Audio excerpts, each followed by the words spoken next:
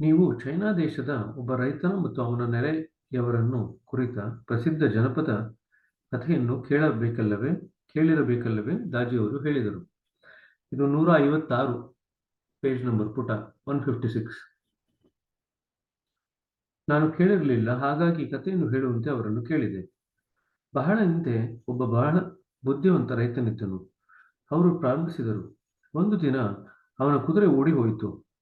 ಅವನ ನೆರೆಯವನು ಸಂತಾಪವನ್ನು ಸೂಚಿಸಿದಾಗ ರೈತನು ಸರಳವಾಗಿ ಹೇಳಿದನು, ಯಾವುದು ಒಳ್ಳೆಯದು, ಯಾವುದು ಕೆಟ್ಟದ್ದು ಎಂದು ಯಾರಿಗೆ ತಿಳಿದಿದೆ? ಮರುದಿನ ಅವನ ಕುದುರೆ ಒಂದು ಹಿಂಡು ಕಾಡು ಕುದುರೆಗಳ ಜೊತೆ ಹಿಂದಿರುಗಿ ಬಂತು. ಈ ಸಲ ನೆರೆಯವರು ರೈತನನ್ನು ಅಭಿನಂದಿಸಿದರು. ಯಾವುದು ಒಳ್ಳೆಯದು, ಯಾವುದು ಕೆಟ್ಟದ್ದು ಎಂದು ಯಾರಿಗೆ ತಿಳಿದಿದೆ ಎಂದು ರೈತ ಮತ್ತೆ ತನ್ನ ಅದೇ ಉತ್ತರವನ್ನು ಕೊಟ್ಟನು. ರೈತನ ಮಗನು ಒಂದು ಕಾಡು ಕುದುರೆಯನ್ನು ಪಳಗಿಸಲು ಯತ್ನಿಸಿದನು. ಕುದುರೆ ಅವನನ್ನು ಕೆಳಗೆ ಬೀಳಿಸಿತು. ರೈತನ ಮಗ ಕಾಲು ಮುರಿದುಕೊಂಡನು. ನೆರೆಯವರು ಮತ್ತೆ ಸಂತಾಪವನ್ನು ಸೂಚಿಸಿದರು. ಮತ್ತೆ ರೈತ ಉತ್ತರಿಸಿದನು, ಯಾವುದು ಒಳ್ಳೆಯದು, ಯಾವುದು ಕೆಟ್ಟದ್ದು ಎಂದು ಯಾರಿಗೆ ತಿಳಿದಿದೆ? ಸ್ವಲ್ಪ ಸಮಯದ ನಂತರ ಒಂದು ನೆರೆ ರಾಜ್ಯದೊಂದಿಗೆ ಯುದ್ಧ ಆರಂಭವಾಯಿತು. ಕೆಲವು ಮಿಲಿಟರಿ ಅಧಿಕಾರಿಗಳು ರೈತನ ಮಗನನ್ನು ಸೈನ್ಯಕ್ಕೆ ಸೇರಿಸಿಕೊಳ್ಳಲು ಬಂದರು. ಆದರೆ ಅವರು ಬಂದಾಗ ರೈತನ ಮಗನ ಕಾಲು ಮುರಿದುಕೊಂಡಿದ್ದುದು ನೋಡಿದರು. ನಂತರ ನಡೆದ ಯುದ್ಧದಲ್ಲಿ ಆ ಹಳ್ಳಿಯ ಅನೇಕ ಯುವಕರು ತಮ್ಮ ಪ್ರಾಣವನ್ನು ಕಳೆದುಕೊಂಡರು.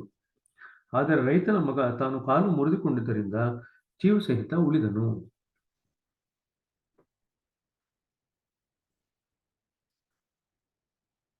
ಕಾಡು ಕುದುರೆಗಳಿಂದ ಹಾನಿಯಾಗದೇ ಇರುವಂತೆ ರೈತನು ರಕ್ಷಣೆಗಾಗಿ ಪ್ರಾರ್ಥನೆ ಮಾಡಿದ್ದಲ್ಲಿ ಏನಾಗುತ್ತಿತ್ತೆಂದು ಊಹಿಸಿಕೊಳ್ಳಿ. ಅವನ ಪ್ರಾರ್ಥನೆ ಏನಾದರೂ ಈಡೇರದಿದ್ದರೆ ಅವನು ಯುದ್ಧಕ್ಕೆ ಬಲಿಯಾಗಬಹುದಿತ್ತು. ಯಾವುದು ನಮಗೆ ಒಳ್ಳೆಯದು ಮತ್ತು ಯಾವುದು ಕೆಟ್ಟದಾಗುವುದೆಂದು ನಮಗೆ ಮುಂಚಿತವಾಗಿ ತಿಳಿಯುವುದಿಲ್ಲ. ಪರಿಣಾಮವೇನೆಂದರೆ ಈಗಾಗಲೇ ನಮಗೆ ತಿಳಿದಿದ್ದರೆ ಅದರ ಬಗ್ಗೆ ತಿಳಿಯಲು ಸಾಧ್ಯ. ಪ್ರಾರ್ಥನೆಯ ಅಗತ್ಯವಾದರೂ ಏನು? ಎಲ್ಲ ನಮ್ಗೆ ಗೊತ್ತಾದ್ರೆ ಮುಂಚೆನೆ ಒಳ್ಳೇದಾಗತ್ತೆ ಕೆಟ್ಟದಾಗತ್ತೆ ಅಂತ ಪ್ರಾರ್ಥನೆ ಅಗತ್ಯ ಆದ್ರೂ ಏನು? ಯುದ್ಧ ಸಮಯದಲ್ಲಿ ಪ್ರತಿಯೊಬ್ಬರು ಪ್ರಾರ್ಥಿಸುತ್ತಾರೆ. ಆದರೆ ಪ್ರತಿಪಕ್ಷಗಳೆಲ್ಲವೂ ವಿಜಯಕ್ಕಾಗಿ ಪ್ರಾರ್ಥಿಸುತ್ತಿದ್ದರೆ ದೇವರು ಯಾರನ್ನು ಒಲಿಯಬೇಕು? ದೇವರು ಯಾರಿಗೆ ಒಲಿಯಬೇಕು? ಯುದ್ಧವೇ ಅವನಿಗೆ ನೋವನ್ನುಂಟು ಮಾಡುತ್ತದೆ. ಅವನ ಮಕ್ಕಳೇ ಯುದ್ಧ ಮಾಡುತ್ತಿರುವುದು. ನಾವು ಈ ರೀತಿ ಪ್ರಾರ್ಥಿಸುವುದು ನಮ್ಮ ಮೂರ್ಖತನ. ದಾಜಿಯವರು ವಿಷಾದದಿಂದ ತಮ್ಮ ತಲೆಯನ್ನಾಡಿಸಿದರು ಮತ್ತು ಹೇಳಿದರು, ದೇವರ ಬಗ್ಗೆ ನಾವು ಎಷ್ಟು ಕಡಿಮೆ ತಿಳಿದಿದ್ದೇವೆಂದು ಅದು ತೋರಿಸುತ್ತದೆ. ನಮ್ಮ ಪರಹಿತ ಚಿಂತನೆಯ ಪ್ರಾರ್ಥನೆಗಳು ಕೂಡ ಸುಲಭವಾಗಿ ತಮ್ಮ ತಪ್ಪು ದಾರಿಯನ್ನು ಹಿಡಿಯಬಹುದು ಎಂದು ಮುಂದುವರೆಸಿದರು. ಉದಾಹರಣೆಗೆ, ನೀವು ಒಬ್ಬನ ಭಯವನ್ನು ನೀಗಿಸಲು ಪ್ರಾರ್ಥನೆ ಮಾಡಲು ನಿಶ್ಚಯಿಸುತ್ತೀರಿ ಎನ್ನೋಣ.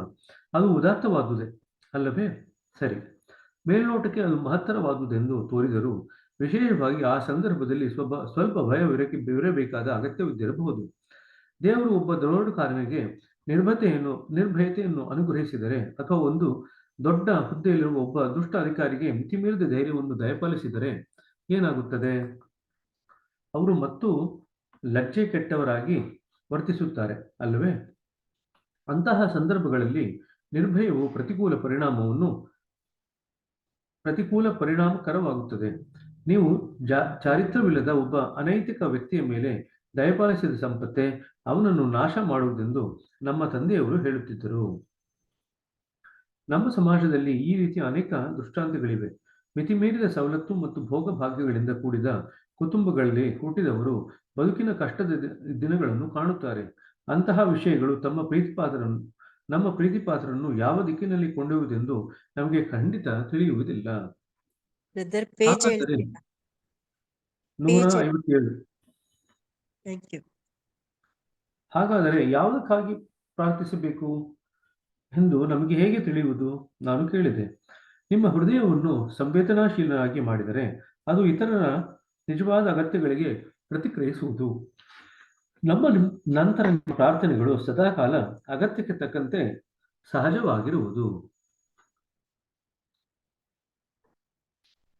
ಸರಿ, ಹಾಗಾದರೆ ಹೃದಯವನ್ನು ಸಂವೇದನಾಶೀಲರಾಗಿ ಮಾಡುವುದು ಹೇಗೆ ಎಂದು ನಾನು ಒತ್ತಾಯಿಸಿದೆ. ನೀವು ಅದನ್ನು ನಿಜವಾಗಿ ಬಯಸುತ್ತೀರಾ? ಅವರು ಕೇಳಿದರು.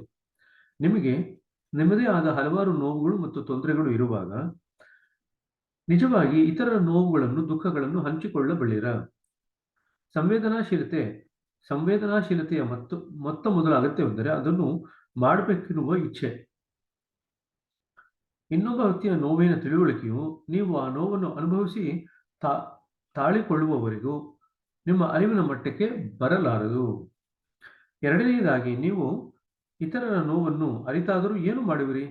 ಯಾರೋ ನಿಮ್ಮ ಬ್ಯಾಂಕಿನ ಖಾತೆಗೆ ಕಣ್ಣು ಹಾಕಿದರು ಎಂದುಕೊಳ್ಳೋಣ. ಅವರಿಗೆ ನಿಮ್ಮ ಆರ್ಥಿಕ ಪರಿಸ್ಥಿತಿಯ ಅರಿವಿದೆ, ಆದರೆ ಅವರು ನಿಮ್ಮ ಶ್ರೇಷ್ಠ ಹಿತೈಷಿಗಳು ಎಂದು ನೀವು ಯೋಚಿಸಬಲ್ಲಿರಾ? ಸಾಧ್ಯವೇ ಇಲ್ಲ.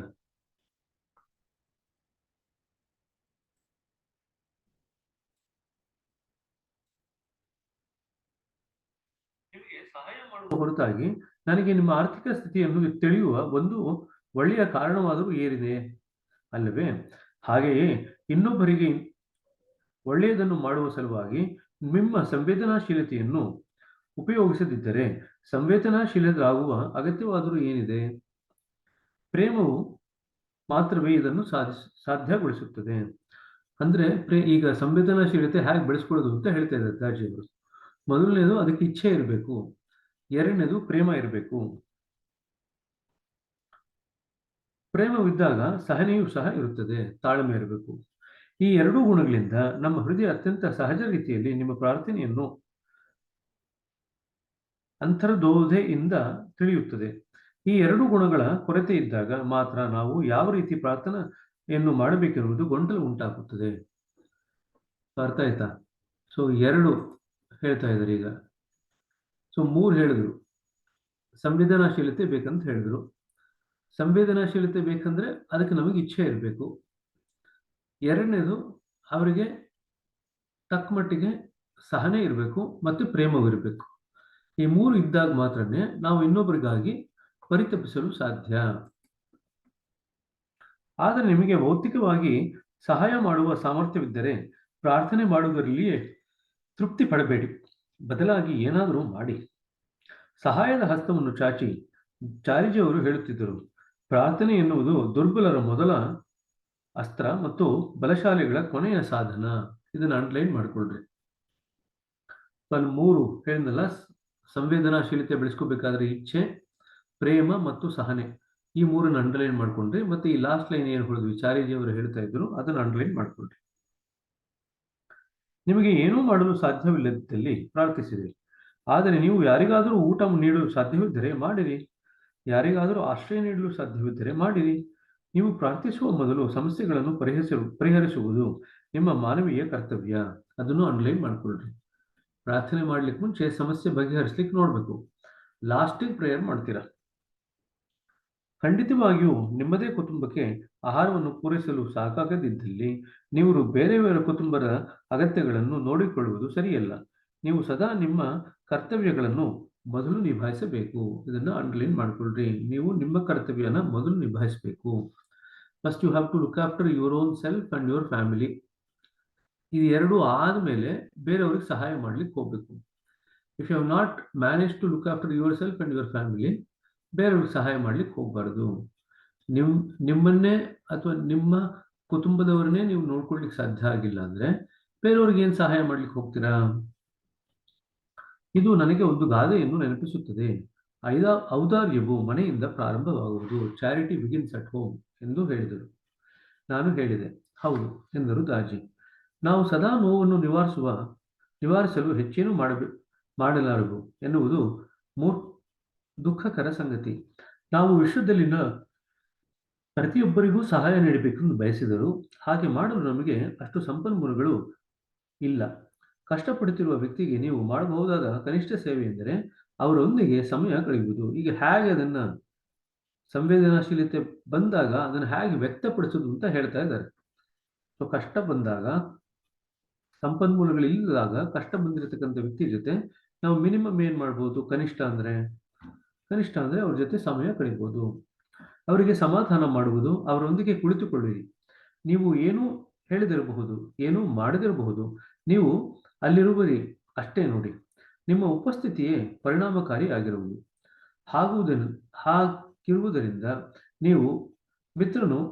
ನಿಮ್ಮ ಮಿತ್ರನು ಅಂದುಕೊಳ್ಳುತ್ತೇನೆ, ಈಗ ನನ್ನ ನೆರವು ಇಲ್ಲಿದೆ, ಮತ್ತು ಅವನು ಚೇತರಿಸಿಕೊಳ್ಳುತ್ತಾನೆ. ಸೊ ನಮಗೇನೂ ಗೊತ್ತಾಗಲಿಲ್ಲ ಅಂದರೆ at least we should be there in that particular situation ಅಂತ ಹೇಳ್ತಿದ್ದಾರೆ. ಒಂದೇ ಒಂದು ನಿಮಿಷ.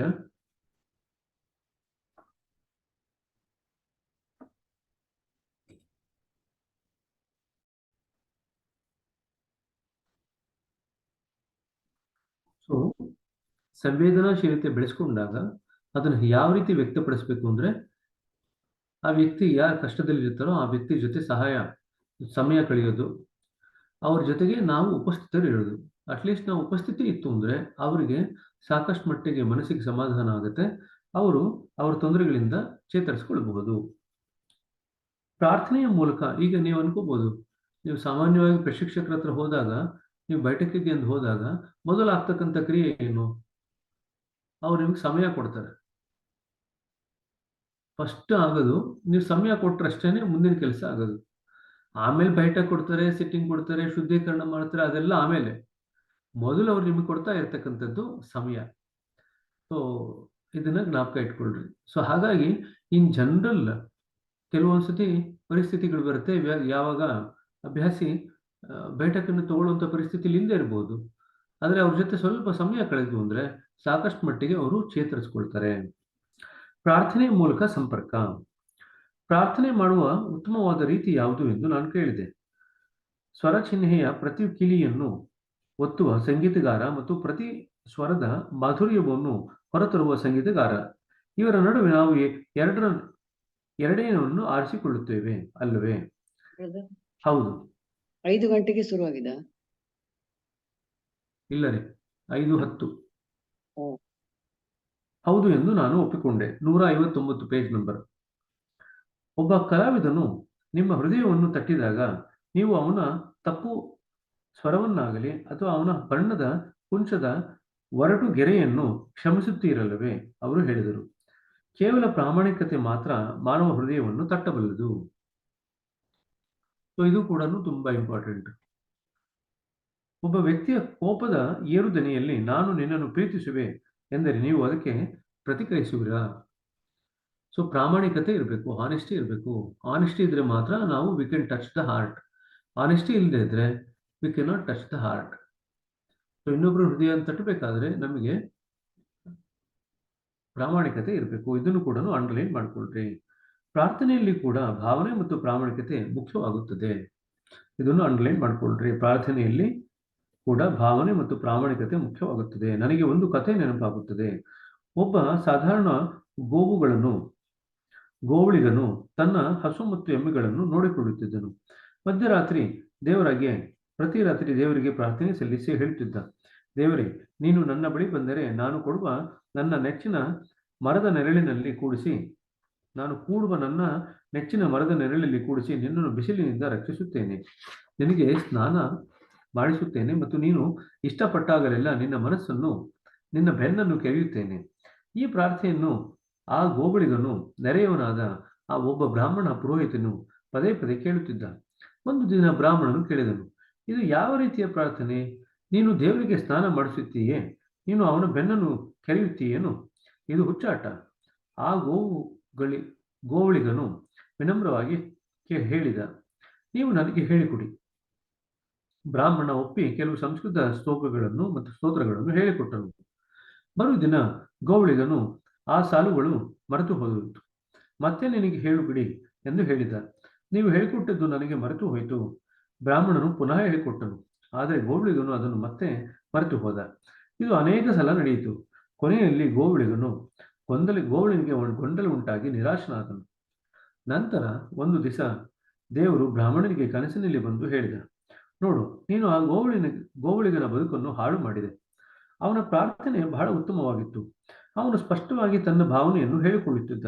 ಆತ ಹೇಳಿದ, ನಾನು ನಿಗೋಸ್ಕರ ಇದನ್ನಷ್ಟೇ ಮಾಡುತ್ತೇನೆ, ಇಷ್ಟೇ ನನಗೆ ತಿಳಿದಿರುವುದು. ಇದು ಅಂಡರ್ಲೈನ್ ಮಾಡ್ಕೊಳ್ರಿ. ಅವನ ಪ್ರಾರ್ಥನೆ ಬಹಳ ಉತ್ತಮವಾಗಿತ್ತು, ಸ್ಪಷ್ಟವಾದ ಭಾವನೆಯಿಂದ ಹೇಳ್ಕೊಡ್ತೀವಿ. ಯಾಕೆ ಉತ್ತಮವಾಗಿತ್ತು? ಅವನು ಸ್ಪಷ್ಟವಾದಂಥ ಭಾವನೆನ ಅದರಲ್ಲಿ ವ್ಯಕ್ತಪಡಿಸ್ತಾ ಇದ್ದ. ನಾನು ನಿನಗೋಸ್ಕರ ಇದನ್ನಷ್ಟೇ ಮಾಡುತ್ತೇನೆ, ಇಷ್ಟೇ ನನಗೆ ತಿಳಿದಿರುವುದು. ಸಂಸ್ಕೃತದಲ್ಲಿರುವುದನ್ನು ನೀವು ಮರೆಯುತ್ತೀರಿ, ನಿಮಗೆ ಅದರ ಅರ್ಥವೂ ತಿಳಿದಿರುವುದಿಲ್ಲ. ನಾವು ಹಿಂದಿನ ಸಂಸ್ಕೃತ ಶ್ಲೋಕಗಳನ್ನು ಅದು ಅದ್ಭುತವಾಗಿದೆ. ಆದರೆ ನೀವು ಪ್ರಾರ್ಥನೆಯನ್ನು ಅರ್ಥ ಮಾಡಿಕೊಳ್ಳಬೇಕು. ಪ್ರಾರ್ಥನೆ ನಿಮಗೆ ಅರ್ಥವಾಗಿರಬೇಕು. ಇಲ್ಲದಿದ್ದರೆ ಅದು ಗಿಳಿಪಾಠವಾಗುತ್ತದೆ. ಸೊ ಇದನ್ನು ಅಂಡರ್ಲೈನ್ ಮಾಡ್ಕೊಳ್ರಿ. Last 2 line. ನೀವು ಪ್ರಾರ್ಥನೆಯನ್ನು ಅರ್ಥ ಮಾಡಿಕೊಳ್ಳಬೇಕು. ಇಲ್ಲದಿದ್ದರೆ ಅದು ಗಿಳಿಪಾಠವಾಗುತ್ತೆ.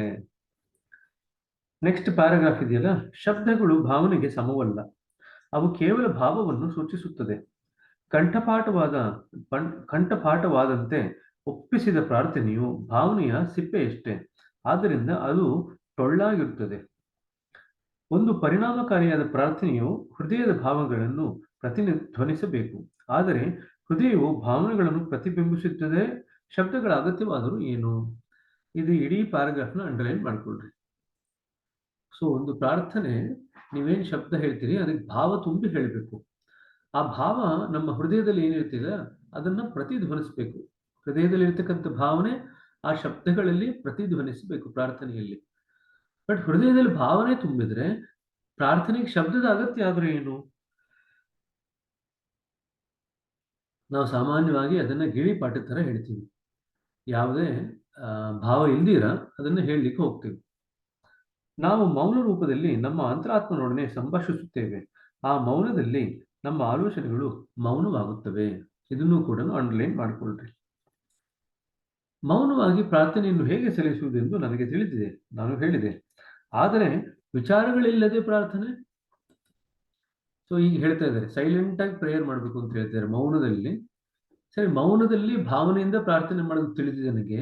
ಆದರೆ ವಿಚಾರಣೆ ಇಲ್ತಿರತಕ್ಕಂಥ ಪ್ರಾರ್ಥನೆ ಹೇಗೆ ಮಾಡೋದು?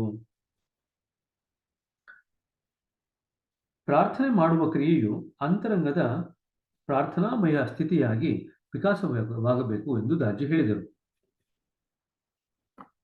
ಇದನ್ನು ಅಂಡರ್ಲೈನ್ ಮಾಡ್ಕೊಳ್ರಿ. ಪ್ರಾರ್ಥನೆ ಪ್ರಾರ್ಥನಾಮಯ ಸ್ಥಿತಿವಾಗಬೇಕು. ಉದಾಹರಣೆಗೆ, ಮದುವೆಯಾಗಿ ದಶಕಗಳೇ ಉರುಳಿರುವ ದಂಪತಿಯ ನಡುವಣ ಪರಸ್ಪರ ವರ್ತನೆಗಳನ್ನು ನೀವು ಗಮನಿಸಿದ್ದೀರಾ? ಒಂದು ಕಣ್ಣಿನ ಸಂಚಲನೆ ಅನೇಕ ವಿಷಯಗಳನ್ನು ಹೇಳುತ್ತದೆ ಮತ್ತು ಯಾವ ಶಬ್ದಗಳನ್ನು ಬಳಸಬೇಕಿಲ್ಲ. ಕಾಲಾಂತರದಲ್ಲಿ ಸಂಭಾಷಿಸುವ ಅಗತ್ಯವನ್ನು ಅವರು ಮೀರಿ ಹೋಗಿರುತ್ತಾರೆ ಮತ್ತು ಪರಸ್ಪರ ಸಂವಹನ ಸ್ಥಿತಿಯಲ್ಲಿ ಇರುತ್ತಾರೆ. ಅವರು ಒಬ್ಬರಿಗೊಬ್ಬರು ತಮ್ಮನ್ನು ಕಡಿಮೆ ಅರ್ಥ ಮಾಡಿಕೊಂಡಷ್ಟು ಅವರು ಹೆಚ್ಚಾಗಿ ಮಾತನಾಡಬೇಕಾಗುತ್ತದೆ. ನವ ದಂಪತಿಗಳಲ್ಲಿ ಹೆಚ್ಚಿನ ಮಾತುಕತೆಯ ಅಗತ್ಯವಿರುತ್ತದೆ. ಅವರು ಒಬ್ಬರನ್ನೊಬ್ಬರು ಹೆಚ್ಚು ಅರ್ಥ ಮಾಡಿಕೊಂಡಿಲ್ಲ. ಅವರ ಸಂಭಾಷಣೆಯು ಸೂಕ್ಷ್ಮವಾಗುತ್ತದೆ ಮತ್ತು ಅವರು ಒಬ್ಬರನ್ನೊಬ್ಬರು ಆಳವಾಗಿ ತಿಳಿದುಕೊಂಡಾಗ ಸಂಭಾಷಣೆಯು ನಿರರ್ಥಕವಾಗುತ್ತದೆ. ಸೊ ಇಲ್ಲಿ ಪ್ರಾಕ್ಟಿಕಲ್ ಎಕ್ಸಾಂಪಲ್ ಕೊಡ್ತಾ ಇದ್ದಾರೆ, ಹಾಗೆ ಮಾತು ಬೇಕಾಗದೇ ಇಲ್ಲ ಅಂತ. ಯಾವಾಗ ನಾವು ರೆಗ್ಯುಲರ್ ಆಗಿ ಆ ವ್ಯಕ್ತಿ ಜೊತೆ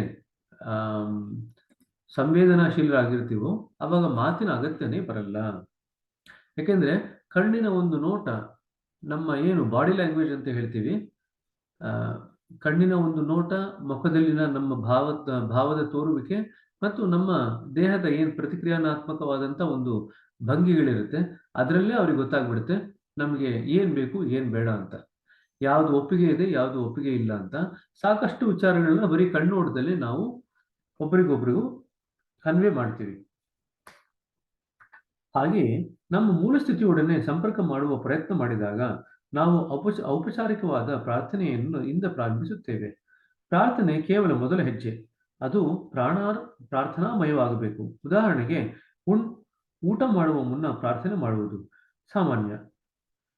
ಆದರೆ ಈ ಪ್ರಾರ್ಥನೆ ಮುಗಿದಾಗ ನೀವು ಹಸಿದ ತೋಳದಂತೆ ನಿಮ್ಮ ಊಟದ ತಟ್ಟೆಯ ಮೇಲೆ ಆಕ್ರಮಣ ಮಾಡಿದರೆ ನೀವು ಆಗತಾನೆ ಸೃಷ್ಟಿಸಿದ ಪ್ರಾರ್ಥನೆಯ ಭಾವಕ್ಕೆ ಏನಾಗುತ್ತದೆ? ಅಂತರಾಂಗದ ಪ್ರಾರ್ಥನಾಮಯ ಸ್ಥಿತಿ ಇಲ್ಲದಿದ್ದರೆ ಪ್ರಾರ್ಥನೆ ಬಹಿರಂಗದ ಒಂದು ಆಕರ್ಷಕ ಕಲೆಯಾಗುತ್ತದೆ. ಅದು ಅಸಂಬದ್ಧವಾಗುತ್ತದೆ. ಇದನ್ನು ಅಂಡರ್ಲೈನ್ ಮಾಡಿಕೊಳ್ಳ್ರಿ. ಅಂತರಂಗದ ಪ್ರಾರ್ಥನಾಮಯ ಸ್ಥಿತಿ ಇಲ್ಲದಿದ್ದರೆ ಪ್ರಾರ್ಥನೆ ಬಹಿರಂಗದ ಒಂದು ಆಕರ್ಷಕ ಕಲೆಯಾಗುತ್ತದೆ. ಅದು ಅಸಂಬದ್ಧವಾಗುತ್ತದೆ. ಹಲವು ಸಲ ನಾವು ಮಕ್ಕಳಿಗೆ ಅಕ್ಷರಮಾಲೆಯ ಸ್ಟೆನ್ಸಿಲ್ ಕೊಟ್ಟು ಅಕ್ಷರಗಳನ್ನು ತಿದ್ದಲು ಹೇಳಿಕೊಡುತ್ತೇವೆ. ಅಕ್ಷರಗಳನ್ನು ಅದರ ಮೂಲಕ ಬರೆದು ಮಕ್ಕಳು ನಂತರ ತಾವೇ ಬರೆಯಲು ಕರೆಯುತ್ತಾರೆ. ಹಾಗೆಯೇ ಔಪಚಾರಿಕವಾದ ಪ್ರಾರ್ಥನೆಯು ಪ್ರಾರ್ಥನಾಮಯ ಸ್ಥಿತಿಯಾಗಿ ವಿಕಾಸವನ್ನು ಹೊಂದಬೇಕು. ಅದಾದ ನಂತರ ಔಪಚಾರಿಕವಾದ ಪ್ರಾರ್ಥನೆ ಅನಗತ್ಯವಾಗುತ್ತದೆ ಮತ್ತು ನಿರರ್ಥಕವಾಗುತ್ತದೆ. ನಾವು ಕ್ರಮೇಣ ಪ್ರಾರ್ಥನಾಮಯ ಸ್ಥಿತಿಗೆ ಏರದೇ ಹೋದರೆ ನಾವು ಅಕ್ಷರಗಳನ್ನು ಕಲಿಯುವ ಕಲಿಯಲು ಇನ್ನೂ ಸ್ಟೆನ್ಸಿಲ್ ಅನ್ನು ಬಳಸುವ ವಯಸ್ಕರಾಗುತ್ತೇವೆ ಅಷ್ಟೇ. ಸೊ ಸ್ಟೆನ್ಸಿಲ್ ಬಳಸ್ತಾ ಮಕ್ಕಳಿಗೆ ನಾವು ಹೇಗೆ ಅಕ್ಷರ ಕಳಿಸ್ತೀವೋ, ಆಮೇಲೆ ಅಲ್ಲಿ ಬರೆದು ಅಭ್ಯಾಸ ಆದ್ಮೇಲೆ ಮಕ್ಕಳು ಬೇರೆ ಕಡೆ ಬರೀತಾರೆ ಅದೇ ಅಕ್ಷರನ. ಅದೇ ರೀತಿಯಾಗಿ ನಾವು ಪ್ರಾರ್ಥನೆ ಮಾಡ್ತಾ ಮಾಡ್ತಾ ಕಾಲಕ್ರಮೇಣದಲ್ಲಿ ಪ್ರಾರ್ಥನಾಮಯ ಸ್ಥಿತಿಗೆ ಹೋದಾಗ ಆ ಸ್ಟೆನ್ಸಿಲ್ನ ಅಗತ್ಯ ಇರಲ್ಲ. ಇಲ್ಲಿ ಸ್ಟೆನ್ಸಿಲ್ ಅಂದ್ರೆ ನಾವೇನು ಪ್ರಾರ್ಥನೆಯಲ್ಲಿ ಶಬ್ದ ಉಪಯೋಗಿಸ್ತಾ ಇದೀವಲ್ಲ ಅದು. ಅತ್ತನಕದ ಸ್ಥಿತಿ ವಿಶಿಷ್ಟವಾದ್ದು. ಅದಕ್ಕೆ ಬಾಹ್ಯಾಚಾರದ ಮುಖವಿಲ್ಲ ಮತ್ತು ಅನುಸರಿಸುವ ತತ್ವ ಮತ್ತು ಸಿದ್ಧಾಂತಗಳಿಲ್ಲ. ಅಂದರೆ ಬಾಹ್ಯಾಚರಣೆಗಳಿಲ್ಲ. ನೀವು ಪ್ರಾರ್ಥನೆಯೊಂದು ಒಂದು ಕರ್ಮಠವಾದ ಆಚಾರದಂತೆ ಮಾಡಿದಲ್ಲಿ ಅದು ತನ್ನ ಮಹತ್ವವನ್ನು ಕಳೆದುಕೊಳ್ಳುತ್ತದೆ. ಇದನ್ನು ಅಂಡರ್ಲೈನ್ ಮಾಡ್ರಿ. ಆ ಇಡೀ ಪ್ಯಾರಾಗ್ರಾಫ್ನೇ ಅಂಡರ್ಲೈನ್ ಮಾಡ್ರಿ. ಅದನ್ನ ರಿಚುವಲ್ ಅಲ್ಲ. ಸೊ ಮಂತ್ರತ್ತೆಲ್ಲ ಹೇಳ್ಕೊಳ್ಳುವಂತ ಅಗತ್ಯ ಇಲ್ಲ. It's not A ritual. ತುಂಬಾ ಜನ ಏನ್ ಮಾಡ್ತಾರೆ, ಅದನ್ನ ರಿಚುವಲ್ ತರ ಉಪಯೋಗಿಸ್ತಾರೆ. ಅಂದ್ರೆ ಹೇಳ್ಬೇಕಲ್ಲ ಅಂತ ಬಲವಂತಪೂರ್ಣವಾಗಿ ಹೇಳ್ಕೊಂಡು ಆಮೇಲೆ ಮುಂದುವರ್ಸೋದು, ನೋಡೋಣ ಆಮೇಲೆ ಅಂತ. ಪ್ರಾರ್ಥನೆ ಮಾಡಾಯಿತು ಅಂತ ತಿಕ್ ಬಾಕ್ಸ್ ಹಾಕ್ತಾರೆ. ಏನೇ ಆದರೂ ಪ್ರಾರ್ಥನಾಮಯ ಸ್ಥಿತಿ ಸಹ ಪ್ರಾರಂಭದ ಮತ್ತೊಂದು ಹೆಜ್ಜೆ ಅಷ್ಟೇ. ಅದರ ಉದ್ದೇಶ ನಮ್ಮನ್ನು ಆಚೆಗೆ ಕರೆದುಕೊಂಡು ಹೋಗುವುದು, ಇನ್ನೊಂದು ಆಯಾಮಕ್ಕೆ ಒಯ್ಯುವುದು. ಅಲ್ಲಿಗೆ ಇವಾಗ ಪ್ರಾರ್ಥನೆಯಿಂದ ಪ್ರಾರ್ಥನಾಮಯ ಸ್ಥಿತಿಗೆ ಹೋಗ್ತೀರಾ, ಪ್ರಾರ್ಥನಾಮಯ ಸ್ಥಿತಿಯಿಂದ ಇನ್ನೂ ಮುಂದಕ್ಕೆ ಹೋಗ್ತೀರಾ. ಪ್ರಾರ್ಥನಾಮಯ ಸ್ಥಿತಿ ಆಚೆಗೆ ಏನಿದೆ ಎಂದು ನಾನು ಕೇಳಿದೆ. ಏಕತೆ ಇದೆ, ದಾಜಿ ಹೇಳಿದರು. ಸೊ ಅಲ್ಲಿಗೆ 3 ಸ್ತರ: ಪ್ರಾರ್ಥನೆಯಿಂದ ಪ್ರಾರ್ಥನಾಮಯ ಸ್ಥಿತಿ, ಪ್ರಾರ್ಥನಾಮಯ ಸ್ಥಿತಿಯಿಂದ ಏಕತೆ. ಪ್ರಾರ್ಥನೆಗೆ ದ್ವೈತ ಭಾವ ಸಹಜವಾಗಿದೆ. ಪ್ರಾರ್ಥನೆಯಲ್ಲಿ ಸದಾ ಇಬ್ಬರು ಇರುತ್ತಾರೆ. ಅವಶ್ಯಕ ಇರುವ ಒಬ್ಬ ವ್ಯಕ್ತಿ ಮತ್ತು ನೆರವು ನೀಡುವ ಒಂದು ವ್ಯಕ್ತಿತ್ವ. ನಾನು ಪ್ರಾರ್ಥನೆ ಮಾಡುತ್ತೇನೆ ಮತ್ತು ಶ್ರೇಷ್ಠವಾದ ಅಸ್ತಿತ್ವವನ್ನು ನನ್ನ ಮೊರೆಯನ್ನು ಕೇಳಿ ನನ್ನ ಪ್ರಾರ್ಥನೆಗೆ ಉತ್ತರಿಸಬೇಕು. ಈ ದ್ವೈತ ಭಾವವಿಲ್ಲದಿದ್ದರೆ ಪ್ರಾರ್ಥನೆಯನ್ನು ಯಾರು ಮಾಡಬೇಕು ಮತ್ತು ಅದನ್ನು ಯಾರು ಸ್ವೀಕರಿಸಬೇಕು? ನನ್ನ ಮತ್ತು ದಿವ್ಯ ಸನ್ನಿಧಿಯ ನಡುವೆ ಅಂತರವಿನ್ನೂ ಇರುವುದು. ಅಲ್ಲಿ ಇನ್ನೂ ಇಬ್ಬರು ಇದ್ದಾರೆ. ಅಲ್ಲಿ ಈಗಲೂ ಒಂದು ಸಂಬಂಧವಿದೆ. ಅಲ್ಲಿ 3 ಇದೆ. ಪ್ರಾರ್ಥನೆ ಮಾಡೋರಿದ್ದಾರೆ, ಪ್ರಾರ್ಥನೆ ಸ್ವೀಕರಿಸೋರಿದ್ದಾರೆ, ಅವರಿಬ್ಬರ ನಡುವೆ ಒಂದು ಸಂಬಂಧ ಇದೆ. 3 ಇದೆ. ಆದರೆ ಇನ್ನೊಂದೆಡೆ ಧ್ಯಾನದ ಮೂಲಕ ನಾವು ಕ್ರಮೇಣ ಒಳಗಿರುವ ದಿವ್ಯತೆಯ ಸನ್ನಿಧಿಯೊಡನೆ ಏಕತ್ವದ ಸ್ಥಿತಿಯನ್ನು ಪ್ರವೇಶಿಸುತ್ತೇವೆ, ಸಂಬಂಧಗಳನ್ನು ಮೀರುತ್ತೇವೆ. ಸಂಬಂಧ ಮೀರಿದಾಗ ಇಬ್ಬರು ಒಂದಾಗ್ತಾರೆ. ಸಂಬಂಧ ಇರೋವರೆಗೂ ಕೂಡ ಇಬ್ಬರಾಗೆ ಉಳಿದಿರ್ತಾರೆ. ಸೊ ಇದನ್ನ ಜ್ಞಾಪಕ ಇಟ್ಕೊಳ್ರಿ. ಸೊ ಧ್ಯಾನದ ಮೂಲಕ ನಾವೇನ್ ಮಾಡ್ತೀವಿ, ಈ ಸಂಬಂಧನ ಮೀರ್ತೀವಿ. ಯಾವಾಗ ಸಂಬಂಧ ಮೀರ್ತೀವೋ ಆ ಇಬ್ಬರು ಒಂದಾಗ್ತಾರೆ, ಆವಾಗ ಏಕತ್ವ ಬರುತ್ತೆ. ಇಬ್ಬರು ಒಂದಾದಾಗ ನಾವೇನು ಯಾವ ಸ್ಥಿತಿಯನ್ನು ತಲುಪಿರ್ತೀವಿ ಅದರಲ್ಲಿ ಅವರು ಕರಗಿ ಹೋಗ್ತಾರೆ. ಆ ಸಂಬಂಧನೂ ಕರಗೋಗುತ್ತೆ, ಅಲ್ಲಿ ಯಾರಿದಾರಲ್ಲ ಇಬ್ರು ಅವರು ಕರಗಿ ಹೋಗ್ತಾರೆ. ಆವಾಗ ಬರೀ ಏಕತ್ವ ಮಾತ್ರ ಉಳಿಯುತ್ತೆ. ಕೇವಲ ಪ್ರಾರ್ಥನೆಯೊಂದರಿಂದಲೇ ಏಕಾಗ್ರವಾಗುವ ಸಾಧ್ಯತೆ ಬಲು ದೂರ. ಏಕತ್ರವಾಗುವ ಸಾಧ್ಯತೆ ಬಲು ದೂರ. ಏಕತ್ರ ಅಂದ್ರೆ ಐಕ್ಯತೆ ಆಗೋದು ಬಲು ದೂರ. ನಾವು ಹೇಗಿರುತ್ತೇವೆಯೋ ಹಾಗೆ ಇರುತ್ತೇವೆ ಮತ್ತು ದಿವ್ಯದ ಮೂಲವೂ ಕೂಡ ಹಾಗೆಯೇ ಇರುವಂತೆಯೇ ಉಳಿಯುತ್ತದೆ. ಹಾಗಾದರೆ ಪ್ರಾರ್ಥನೆಯು ವಹಿಸಬೇಕಾದ ಪಾತ್ರವೇನು ಎಂದು ನಾನು ಕೇಳಿದೆ. ಅದು ನಾವು ಲೀನವಾಗಬೇಕೆಂದಿರುವ ಅಂತರಂಗದ ದಿವ್ಯ ತತ್ವವನ್ನು ಹೃತ್ಪೂರ್ವಕವಾಗಿ ಗುರುತಿಸಲು ನೆರವಾಗುತ್ತದೆ. ಫಸ್ಟ್ ನೀವೇನ್ ಮಾಡ್ಬೇಕು, ಹೃದಯದಲ್ಲಿ ಆ ದಿವ್ಯ ತತ್ವ ಏನಿದೆ, ನಮ್ಮ ಹಾರ್ಟ್ನಲ್ಲಿ ಇರ್ತಕ್ಕಂಥ ಆ ದಿವ್ಯ ತತ್ವ ಏನಿದೆಯಲ್ಲ, ಹಾರ್ಟ್ಫುಲ್ನೆಸ್ ಉಪಯೋಗಿಸ್ಕೊಂಡು ಆ ದಿವ್ಯ ತತ್ವದ ಜೊತೆಗೆ ನಾವೇನು ಬೆರಿಬೇಕಂತ ಇದ್ದೀವಿ ಅದನ್ನ ಮೊದಲು ಗುರುತಿಸಬೇಕು. ಅದು ಪ್ರಾರ್ಥನೆ ನೆರವಾಗ್ತಕ್ಕಂಥದ್ದು. ಇದನ್ನ ಅಂಡರ್ಲೈನ್ ಮಾಡ್ರಿ. ನಾವು ಲೀನವಾಗಬೇಕೆಂದಿರುವ ಅಂತರಂಗದ ದಿವ್ಯ ತತ್ವವನ್ನು ಹೃತ್ಪೂರ್ವಕವಾಗಿ ಗುರುತಿಸಲು ನೆರವಾಗುತ್ತದೆ. ಇದು ಪ್ರಾರ್ಥನೆಯ ಕೆಲಸ. ದಾಜಿ ಹೇಳಿದರು, ಪ್ರಾರ್ಥನೆಯನ್ನು ಹೇಗೆ ಸಲ್ಲಿಸಬೇಕೆಂದರೆ ಅದು ಧ್ಯಾನವಾಗಿ ಪರಿವರ್ತನೆಯಾಗಬೇಕು. ನಿಜವಾಗಿ ನೋಡಿದರೆ ಅದು ಧ್ಯಾನದ ಹೊರಹೊಮ್ಮುವಿಕೆ. ಅದನ್ನು ಕೂಡ ಅಂಡರ್ಲೈನ್ ಮಾಡ್ರಿ. ಪ್ರಾರ್ಥನೆ ಕಾಲಕ್ರಮೇಣ ಧ್ಯಾನವಾಗಿ ಪರಿವರ್ತನೆ ಆಗಬೇಕು. ಅದು ಧ್ಯಾನದ ಹೊರಹೊಮ್ಮುವಿಕೆ. ತನ್ನ ಪ್ರಿಯಕರನಿಂದ ಬೇರೆಯಾದ ತೀವ್ರ ವೇದನೆಯನ್ನು ಎತ್ತಿ ತೋರಿಸುತ್ತದೆ. ನಾನು ಇದನ್ನು ಇನ್ನು ಸಹಿಸಲಾರೆ. ಇಬ್ರು ಪ್ರಿಯಕರನಿಂದ ದೂರ ಆದಾಗ ನಾನು ವಿರಹ ವೇದನೆ ಪಡ್ತಾರಲ್ವಾ, ನಾನು ದೂರ ಇರ್ಲಿಕ್ಕಾಗಲ್ಲ, ನಾನು ಸಹಿಸಲಾರೆ ಅಂತ ಆ ರೀತಿ ಆದಂತ ವೇದನೆಯನ್ನು ತೋರಿಸ್ಬೇಕದು ಎಂದು ಹೇಳುತ್ತದೆ. ನನಗೆ ನನ್ನ ಬಾಲ್ಯದ ಒಂದು ಸಣ್ಣ ಪದ್ಯ ನೆನಪಾಗುತ್ತದೆ. ಓ ಪ್ರಭು, ನೀನು ದಯವಿಟ್ಟು ನನ್ನ ಸಣ್ಣ ಗುಡಿಸಲಿಗೆ ಒಮ್ಮೆಯಾದರೂ ಭೇಟಿ ನೀಡು. ನಾನು ನಿನ್ನನ್ನು ಎಷ್ಟು ಹಿತವಾಗಿ ಮತ್ತು ಎಷ್ಟು ಪ್ರೀತಿಯಿಂದ ನೋಡುತ್ತಿರುವೆನೆಂದರೆ ನೀನು ನಿನ್ನ ಸ್ವರ್ಗವನ್ನೂ ಸಹ ಮರೆತು ಬಿಡುವೆ.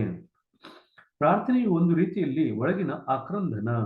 ಅದನ್ನು ಅಂಡರ್ಲೈನ್ ಮಾಡ್ಕೊಳ್ರಿ. ಇದೆಲ್ಲ 1 ಮಾರ್ಕ್ ಕ್ವೆಶನ್ ಬರ್ತಾರೆ, ಹೌದೋ ಅಲ್ವೋ ಅಂತ. ಪ್ರಾರ್ಥನೆಯು ಒಂದು ರೀತಿಯಲ್ಲಿ ಒಳಗಿನ ಹೃದಯದ ಆಕ್ರಂದನ. ಆ ಆಕ್ರಂದನದ ಕಣ್ಣೀರಿನ ಮುತ್ತುಗಳು ಮುಖದ ಮೇಲೆ ನಿಧಾನವಾಗಿ ಹರಿದು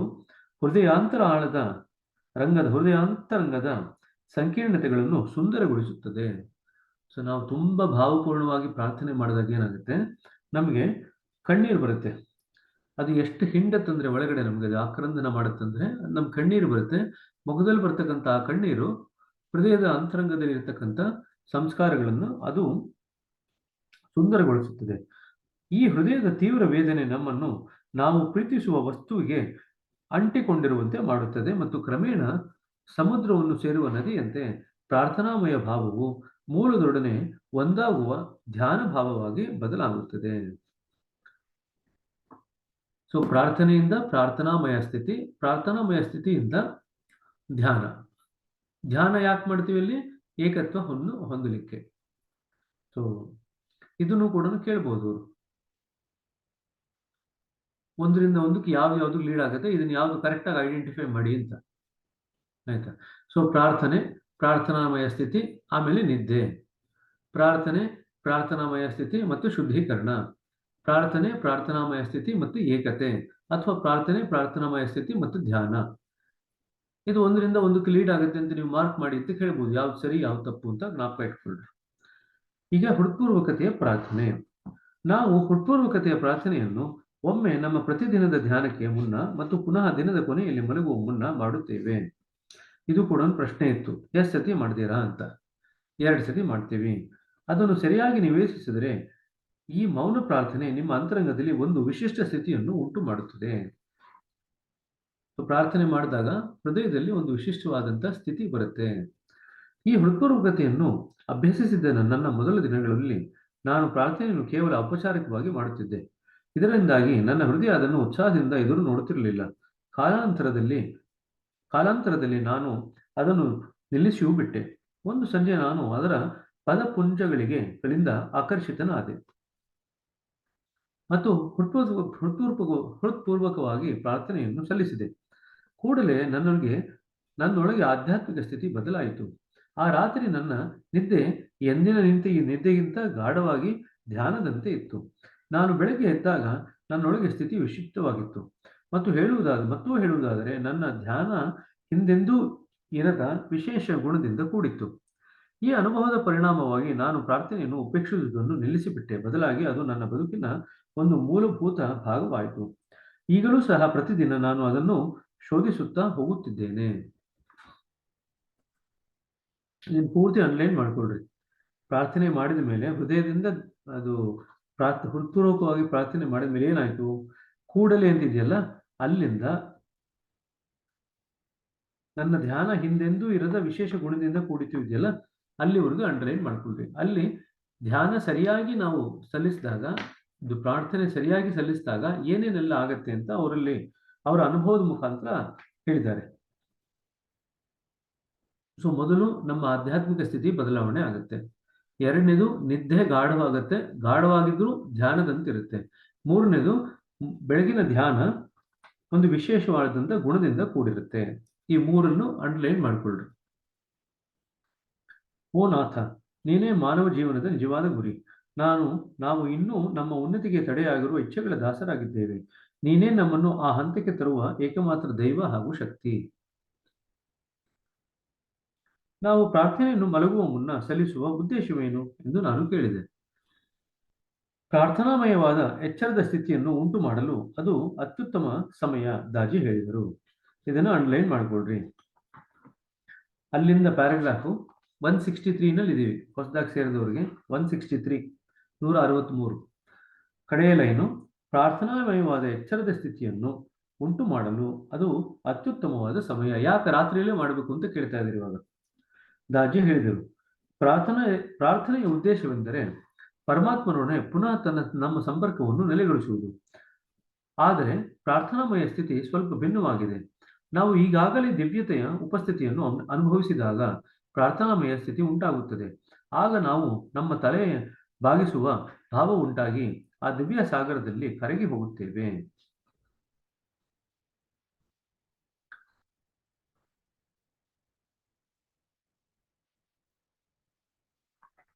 ಸೊ ಇಲ್ಲಿ ಪ್ರಾರ್ಥನಾಮಯವಾದ ಎಚ್ಚರದ ಸ್ಥಿತಿ ಇದೆಯಲ್ಲ, ಅಲ್ಲಿಂದ ಹಿಂದಿನ ಪುಟದ ಕಡೆಯ ಲೈನಿಂದ ಹಿಡಿದು ಪ್ರಾರ್ಥನೆಯ ಉದ್ದೇಶವೆಂದರೆ ಪರಮಾತ್ಮನೊಡನೆ ಪುನಃ ನಮ್ಮ ಸಂಪರ್ಕವನ್ನು ನೆಲೆಗೊಳಿಸುವುದು. ಸೊ ಪ್ರಾರ್ಥನೆ ಮಾಡೋದು ಪರಮಾತ್ಮನ ಜೊತೆ ನಮ್ಮ ಸಂಬಂಧನ ಮತ್ತೆ ಸ್ಥಾಪನೆ ಮಾಡ್ಲಿಕ್ಕೋಸ್ಕರ. ಅದು ಒಂದು ಸ್ವಲ್ಪ ಸ್ಥಾಪನೆ ಆಗಿ ಅದರ ನಮ್ದು ರುಚಿ ಅದನ್ನ ಹತ್ತಲಿಕ್ಕೆ ಶುರು ಆದಾಗ ಆ ದಿವ್ಯತೆ ಅನುಭವ ನಮ್ಮ ಹೃದಯದಲ್ಲಿ ನಮಗೆ ಅನುಭವಕ್ಕೆ ಬರ್ಲಿಕ್ಕೆ ಶುರು ಆದಾಗ ಅದು ಪ್ರಾರ್ಥನಾಮಯ ಸ್ಥಿತಿಯಾಗಿ ಮಾರ್ಪಾಡಾಗತ್ತೆ. ಕಾಲಕ್ರಮೇಣದಲ್ಲಿ ನಾವು ಅದರಲ್ಲಿ ಕರಗಿ ಹೋಗ್ತೀವಿ. ನಾವು ಶರೀರ, ಮನಸ್ಸು ಮತ್ತು ಆತ್ಮಪೂರ್ವಕವಾಗಿ ದಿವ್ಯತೆಡೆಗೆ ಅಭಿಮುಖವಾದಾಗ ನಾವು ಅದರ ಅಯಸ್ಕಾಂತೀಯ ಸನ್ನಿಧಿಯನ್ನು ಅನುಭವಿಸುತ್ತೇವೆ. ಸೊ ಇದು ಮೂರು ಆಗ್ಬೇಕು, ಮನಸ್ಸು, ಶರೀರ ಮತ್ತು ಆತ್ಮ, ಈ ಮೂರು ಕೂಡಿ ಮಾಡಬೇಕು. ದಿವ್ಯತೆಯ ಕಡೆಗೆ ಈ ಸಂಪೂರ್ಣ ಅಭಿಮುಖವನ್ನು ನಾವು ಪ್ರಜ್ಞಾಪೂರ್ವಕವಾಗಿ ಸೃಷ್ಟಿಸಲಾರೆವು. ಹಗಲಿನಲ್ಲಿ ನಾವು ಸಂಪೂರ್ಣವಾಗಿ ಎಚ್ಚರದಲ್ಲಿದ್ದಾಗ ಬುದ್ಧಿ ನಮ್ಮ ಪ್ರಜ್ಞಾಸ್ತರವನ್ನು ಆಳುತ್ತಿರುತ್ತದೆ. ಬುದ್ಧಿಗೆ ತನ್ನದೇ ಆದಂಥ ಉದ್ದೇಶವಿದೆ, ಆದರೆ ಅಂತರಂಗದಲ್ಲಿ ಪ್ರಾರ್ಥನಾಮಯ ಸ್ಥಿತಿಯನ್ನು ಸೃಷ್ಟಿಸುವುದರಲ್ಲಿ ಅದರ ಪಾತ್ರವಿಲ್ಲ. ಸೊ ಪ್ರಾರ್ಥನೆ ಮಾಡಿದಾಗ ನಮಗೆ ಬುದ್ಧಿ ಅಗತ್ಯ ಇಲ್ಲ, ಬರೀ ಭಾವನೆಯ ಅಗತ್ಯ ಇದೆ. ಇಚ್ಛೆ ಬೇಕು, ಭಾವನೆ ಬೇಕು, ಸಂವೇದನಾಶೀಲತೆ ಬೇಕು. ಅದಿದ್ದಾಗ ಏನಾಗುತ್ತೆ, ನಾವು ಹೇಳ್ತಕ್ಕಂಥ ಪ್ರಾರ್ಥನೆ ನಮಗೆ ಅಂತರಂಗದಲ್ಲಿ ಭಗವಂತನ ದಿವ್ಯತೆಯ ಒಂದು ಸಂಪರ್ಕವನ್ನು ಏರ್ಪಡಿಸುತ್ತೆ. ಆದರೆ ನಿದ್ದೆ ಮತ್ತು ಎಚ್ಚರ ನಡುವಿನ ಸಮಯದಲ್ಲಿ ಪ್ರಜ್ಞೆ ಮತ್ತು ಸುಪ್ತ ಪ್ರಜ್ಞೆಗಳ ಸ್ಥಿತಿಗಳ ನಡುವೆ ಒಂದು ಒಮ್ಮುಖವಿರುತ್ತದೆ. ಸೊ ಈಗ ಎರಡು ಮುಖ ಇದೆ ನಮಗೆ. ಪ್ರಜ್ಞಾ ಸ್ಥಿತಿನಲ್ಲಿ ನಮ್ಮ ಬುದ್ಧಿ ಕೆಲಸ ಮಾಡ್ತಿದೆ, ಮತ್ತೆ ಸುಪ್ತ ಪ್ರಜ್ಞೆಯಲ್ಲಿ ಬೇರೆ ರೀತಿ ಕೆಲಸ ನಡೀತಾ ಇದೆ. ನಾವು ಹಗಲು ಮತ್ತು ರಾತ್ರಿ ಎರಡೂ ಸಂಧಿ ಆಗುವಂತ ಕಾಲದಲ್ಲಿ ಮಲ್ಕೊಳ್ಳೋಕೆ ಮುಂಚೆ, ಮತ್ತೆ ನಮ್ಮ ಪ್ರಜ್ಞಾವಂತ ಸ್ಥಿತಿ ಮತ್ತು ಸುಪ್ತ ಪ್ರಜ್ಞೆ ಸ್ಥಿತಿ ಎರಡೂ ಸಂಧಿ ಆಗುವಂತ ಕಾಲ ಏನಿದೆ, ಆ ಸಮಯದಲ್ಲಿ ನಾವು ಪ್ರಾರ್ಥನೆ ಸಲ್ಲಿಸಿದಾಗ ನಮ್ಮ ಪ್ರಜ್ಞೆ ಏಕಮುಖವಾಗುತ್ತೆ. ತಾತ್ಕಾಲಿಕವಾಗಿ ಪರದೆಯನ್ನು ಸರಿಸಿದಾಗ ಈ ಎರಡೂ ಮುಖಾಮುಖಿ ಆಗಬಹುದು. ಈ ಕ್ಷಣದಲ್ಲಿ ನಮ್ಮ ಮೆದುಳಿನ ತರಂಗಗಳು ಒಂದು ಮಾದರಿಯನ್ನು ಅನುಸರಿಸುತ್ತವೆ. ಇದನ್ನು ಆಧುನಿಕ ವಿಜ್ಞಾನಿಗಳು ಆಲ್ಫಾ ಎಂದು ಕರೆದಿದ್ದಾರೆ. ಮೆದುಳಿನ ತರಂಗಗಳು, ಅದನ್ನು ಅನ್ಲೈನ್ ಮಾಡ್ಕೊಳ್ರಿ. ಆಲ್ಫಾ ಸ್ಟೇಟಲ್ಲಿ ಇರ್ತೀವಿ. ಈ ಆಲ್ಫಾ ಸ್ಥಿತಿಯಲ್ಲಿ ನಾವು ಒಂದು ರೀತಿಯ ಹಗಲುಗನಸಿನ ಸ್ಥಿತಿಯನ್ನು ಪ್ರವೇಶಿಸುತ್ತೇವೆ. ಇದರಲ್ಲಿ ನಾವು ಸೂಚನೆಗಳಿಗೆ ಪ್ರತಿಕ್ರಿಯಿಸಬಹುದಾದ ಸಾಧ್ಯತೆಗಳಿರುತ್ತವೆ. ಸೊ ಈಗ ರಾತ್ರಿ ಯಾಕೆ ಮಾಡಬೇಕು ಅಂತ ಇಷ್ಟು ವಿವರಣೆ ಕೊಡ್ತಿದ್ದಾರೆ. ಎಚ್ಚರವಾಗಿದ್ದಾಗ ಬುದ್ಧಿ ಕೆಲಸ ಮಾಡುತ್ತೆ. ನಾವು ಸುಪ್ತ ಪ್ರಜ್ಞೆಯಲ್ಲಿ ನಾವು ಪ್ರಾರ್ಥನೆಯನ್ನು ಮಾಡಿದಾಗ ಅಲ್ಲೇನಾಗತ್ತೆ, ನಾವು ಪ್ರಾರ್ಥನಾಮಯ ಸ್ಥಿತಿಗೆ ಹೋಗ್ತೀವಿ. ಯಾವಾಗ ಪ್ರಾರ್ಥನಾಮಯ ಸ್ಥಿತಿಗೆ ಹೋಗ್ತೀವಿ, ಅದು ನಮಗೆ ಹೃದಯದಲ್ಲಿರ್ತಕ್ಕಂಥ ದಿವ್ಯತೆ ಅನುಭವಕ್ಕೆ ಬರ್ಲಿಕ್ಕೆ ಶುರು ಆದಾಗ ನಾವು ಪ್ರಾರ್ಥನಾಮಯ ಸ್ಥಿತಿಗೆ ಹೋಗ್ತೀವಿ. ಪ್ರಾರ್ಥನಾಮಯ ಸ್ಥಿತಿನಲ್ಲಿ ಹೋದಾಗ ನಾವೇನು ಆಗುತ್ತೆ, ಆಳದಲ್ಲಿ ಹೋದಾಗ ನಮ್ಮ ತಲೆ ಬಾಗತ್ತೆ ಮತ್ತು ನಾವು ಅದರಲ್ಲಿ ಕರಗಿ ಹೋಗ್ಲಿಕ್ಕೆ ಶುರು ಮಾಡ್ತೀವಿ. ಆದರೆ ಎರಡೂ ಸಂಧಿ ಆಗ್ತಕ್ಕಂಥ ಕಾಲ, ಪ್ರಜ್ಞಾವಂತ ಸ್ಥಿತಿ ಮತ್ತು ಸುಪ್ತ ಪ್ರಜ್ಞೆಯ ಸ್ಥಿತಿ ಎರಡೂ ಸಂಧಿ ಆಗ್ತಕ್ಕಂಥ ಕಾಲ ಅಂದ್ರೆ ಮಲಗುವಂತ ಕ್ಷಣ, ಮಲಗ್ಲಿಕ್ಕೆ ಮುಂಚೆ ಇರ್ತಕ್ಕಂಥ ಸಮಯ. ಆ ಸಮಯದಲ್ಲಿ ನಾವು ಪ್ರಾರ್ಥನೆಯನ್ನು ಮಾಡಿದಾಗ ಏನಾಗುತ್ತೆ, ನಾವು ಆ ಸಮಯದಲ್ಲಿ ಎಚ್ಚರವಾಗೂ ಇರ್ತೀವಿ, ಆದ್ರೆ ಬುದ್ಧಿ ಕೆಲಸ ಮಾಡೋದು ಕಡಿಮೆ ಮಾಡಿದೆ. ಆ ಎಚ್ಚರಿಕೆಯ ಅರಿವು ಏನು ಸ್ಥಿತಿ ಇದೆಯಲ್ಲ, ಅದು ನಮ್ಮ ಸುಪ್ತ ಪ್ರಜ್ಞೆಯ ಮೇಲೂ ಬೆಳಕನ್ನು ಬಿಡ್ತಾ ಇದೆ. ಹಾಗಾಗಿ ನಮ್ಗೆ ಎರಡು ಬೇರೆ ಬೇರೆ ದಿಕ್ಕಿನಲ್ಲಿ ನೋಡ್ತಕ್ಕಂಥ ಮುಖಗಳಾಗಿರುತ್ತೆ, ಎರಡೂ ಏಕಮುಖವಾಗಿರುತ್ತೆ.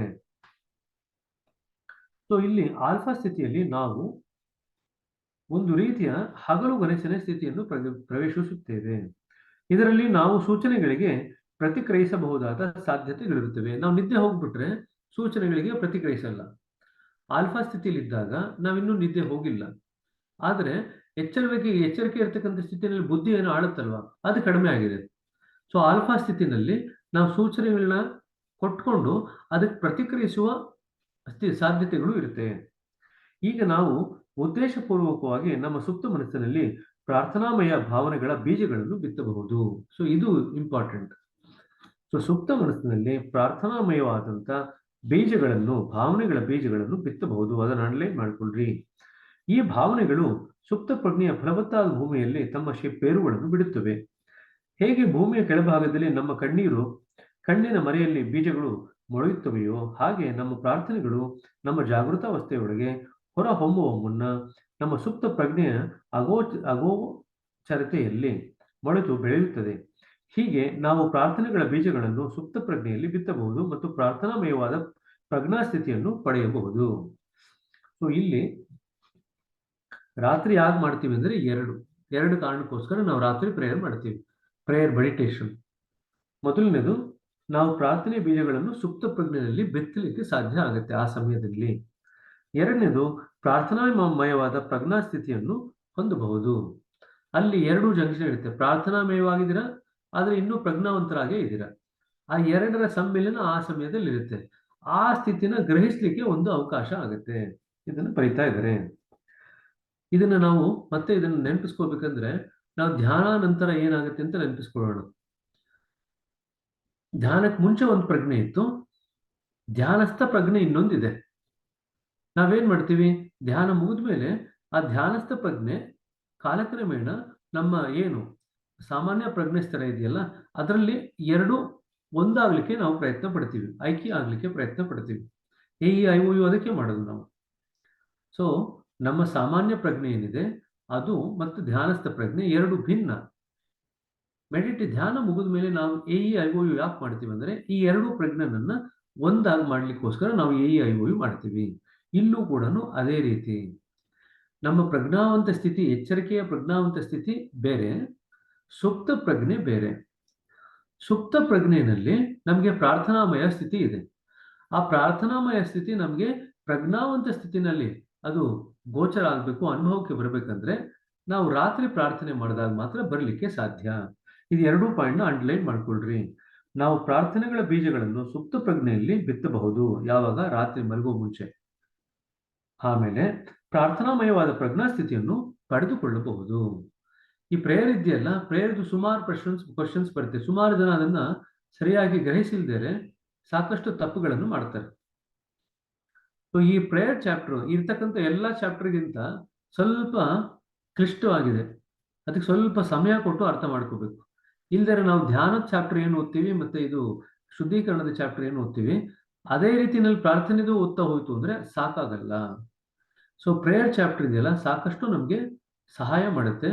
ಅತ್ಯಂತ ಕ್ಲಿಷ್ಟಕರವಾದಂಥ ವಿಚಾರಗಳನ್ನೆಲ್ಲ ಈಗ ರಾತ್ರಿ ಏನಾಗುತ್ತೆ ಅಂತಂದ್ರೆ ಆಲ್ಫಾ ಸ್ಟೇಟ್ ಬರ್ತೀವಿ. ಇನ್ನೊಂದು ಪ್ರಶ್ನೆ ಬರ್ಬೋದು ನಿಮಗೆ.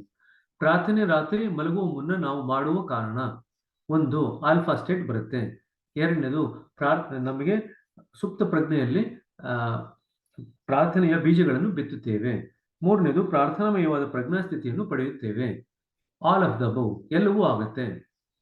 ಸೊ ನಿಮಗೆ ಅದನ್ನ ನೋಡಿದಾಗ ಇದ್ರ ಬಗ್ಗೆ ಸ್ಪಷ್ಟತೆ ಇಲ್ಲದೆ ಇದ್ರೆ ನೀವೇನ್ ಮಾಡ್ತೀರಾ, ಯಾವುದೋ ಒಂದನ್ನು ಸೆಲೆಕ್ಟ್ ಮಾಡ್ತೀರಾ. 3 ಆಗತ್ತಲ್ವಾ? ಸೊ ಹಾಗಾಗಿ ಸ್ಪಷ್ಟವಾಗಿ ಅರ್ಥವಾಗಿದ್ರೆ ಮಾತ್ರ ನಾವು ಪ್ರಾರ್ಥನೆಯ ಪ್ರಶ್ನೆಗಳಿದೆಯಲ್ಲ ಅದನ್ನು ಕರೆಕ್ಟಾಗಿ ಉತ್ತರ ಕೊಡ್ಲಿಕ್ಕೆ ಸಾಧ್ಯ ಆಗುತ್ತೆ. ಇಲ್ಲದೆ ನಾವು ಸ್ವಲ್ಪ ಮಟ್ಟಿಗೆ ತಿಳ್ಕಾಡ್ತೀವಿ. ಆದರೆ ನಾವು ಪ್ರಾರ್ಥನೆಗಳನ್ನು ಭಾವಪೂರ್ಣವಾಗಿ ಮಾಡಬೇಕು. ನೋಡಿ, ಸುಪ್ತ ಪ್ರಜ್ಞೆಗೆ ಕೇವಲ ಭಾವನೆಗಳ ಭಾಷೆ ತಿಳಿದಿದೆ. ಇದನ್ನು ಅಂಡರ್ಲೈನ್ ಮಾಡ್ಕೊಳ್ರಿ. ಸುಪ್ತ ಪ್ರಜ್ಞೆಗೆ, ಪ್ರಜ್ಞಾವಂತ ಮನಸ್ಸಿನ ಸ್ಥಿತಿಗೆ ಭಾವನೆನೂ ಗೊತ್ತಿದೆ ಮತ್ತೆ ಶಬ್ದಗಳು ಗೊತ್ತಿದೆ. ಆದ್ರೆ ಸುಪ್ತ ಪ್ರಜ್ಞೆಗೆ ಬರೀ ಭಾವನೆಗಳ ಭಾಷೆ ಅಷ್ಟೇ ಗೊತ್ತು. ನೀವು ಸುಪ್ತ ಪ್ರಜ್ಞೆಯನ್ನು ಕೇವಲ ಖಾಲಿ ಶಬ್ದಗಳಿಂದ ತುಂಬಬಹುದು, ಆದರೆ ಅವುಗಳು ಮೊಳೆಯದಿರುವ ಸತ್ತ ಬೀಜಗಳಂತೆ. ಸೊ ಸುಪ್ತ ಪ್ರಜ್ಞೆಯನ್ನು ನೀವು ಭಾವನೆ ಇಲ್ದಿರ ಬರೀ ಶಬ್ದಗಳನ್ನ ಹಾಕಿದ್ರೆ ಅದು ಮೊಳಕೆ ಹೊಡೆದೇ ಇರತಕ್ಕಂಥ ಬೀಜಗಳು, ಸತ್ತ ಬೀಜಗಳ ತರ ಇರುತ್ತೆ. ಅದು ಮೊಳಕೆ ಹೊಡೆಯಲ್ಲ. ಭಾವನೆಗಳು ಹಾಕಿದಾಗ ಇದು ಶಬ್ದಗಳಾಗತ್ತೇನೆ ಬರಲ್ಲ, ಭಾವನೆನೇ ಬೀಜವಾಗಿ ಮಾರ್ಪಾಡಾಗುತ್ತೆ, ಅದೇ ಬೆಳೆಯುತ್ತೆ. ಮಲಗುವ ಸಮಯದಲ್ಲಿ ನಾವು ಅನೇಕ ಸಲ ನಿದ್ದೆಯ ಮಂಪರಿನಲ್ಲಿರುವುದರಿಂದ ಭಾವಪೂರ್ಣವಾಗಿ ಪ್ರಾರ್ಥಿಸುವ ಸ್ಥಿತಿಯಲ್ಲಿ ಇರುವುದಿಲ್ಲ. ಹಾಗಾಗಿ ನಾವು ಹಗಲಿನಲ್ಲಿ ಎಚ್ಚರದಿಂದ ಇರುವಾಗ ಪ್ರಾರ್ಥನೆಯನ್ನು ಸಲ್ಲಿಸುವ ಅಭ್ಯಾಸವನ್ನು ಮಾಡಬಹುದು. ಸೊ ಹಾಗಾದ್ರೆ ರಾತ್ರಿ ಪ್ರೇಯರ್ ಮೆಡಿಟೇಷನ್ ಕರೆಕ್ಟ್ ಆಗಿ ಮಾಡ್ಬೇಕಂದ್ರೆ ಡೇ ಟೈಮಲ್ಲಿ ಬೇಕಾದ್ರೆ ಪ್ರಾಕ್ಟೀಸ್ ಮಾಡ್ಕೋಬಹುದು ಪ್ರೇಯರ್ನ ಹೇಳ್ಕೊಳ್ಳಿಕ್ಕೆ, ಸರಿನಾ? ಯಾಕಂದ್ರೆ ರಾತ್ರಿ ನಿದ್ದೆ ಮಂಪರು ಇರುತ್ತೆ, ಅಯ್ಯೋ ಸದ್ಯ ನಿದ್ದೆ, ನೀವು ಪ್ರಾರ್ಥನೆ ಮಾಡಿ ಮಲಗಿದ್ರೆ ಸಾಕಪ್ಪ ಅಂತ ಇರುತ್ತೆ. ಆ ಸಮಯದಲ್ಲಿ ನಾವು ಅಷ್ಟೇ ಎಚ್ಚರಿಕೆಯಿಂದ ಪ್ರಾರ್ಥನೆ ಮಾಡ್ಕೊಳ್ಳಿಕ್ಕೆ ಆಗಲ್ಲ.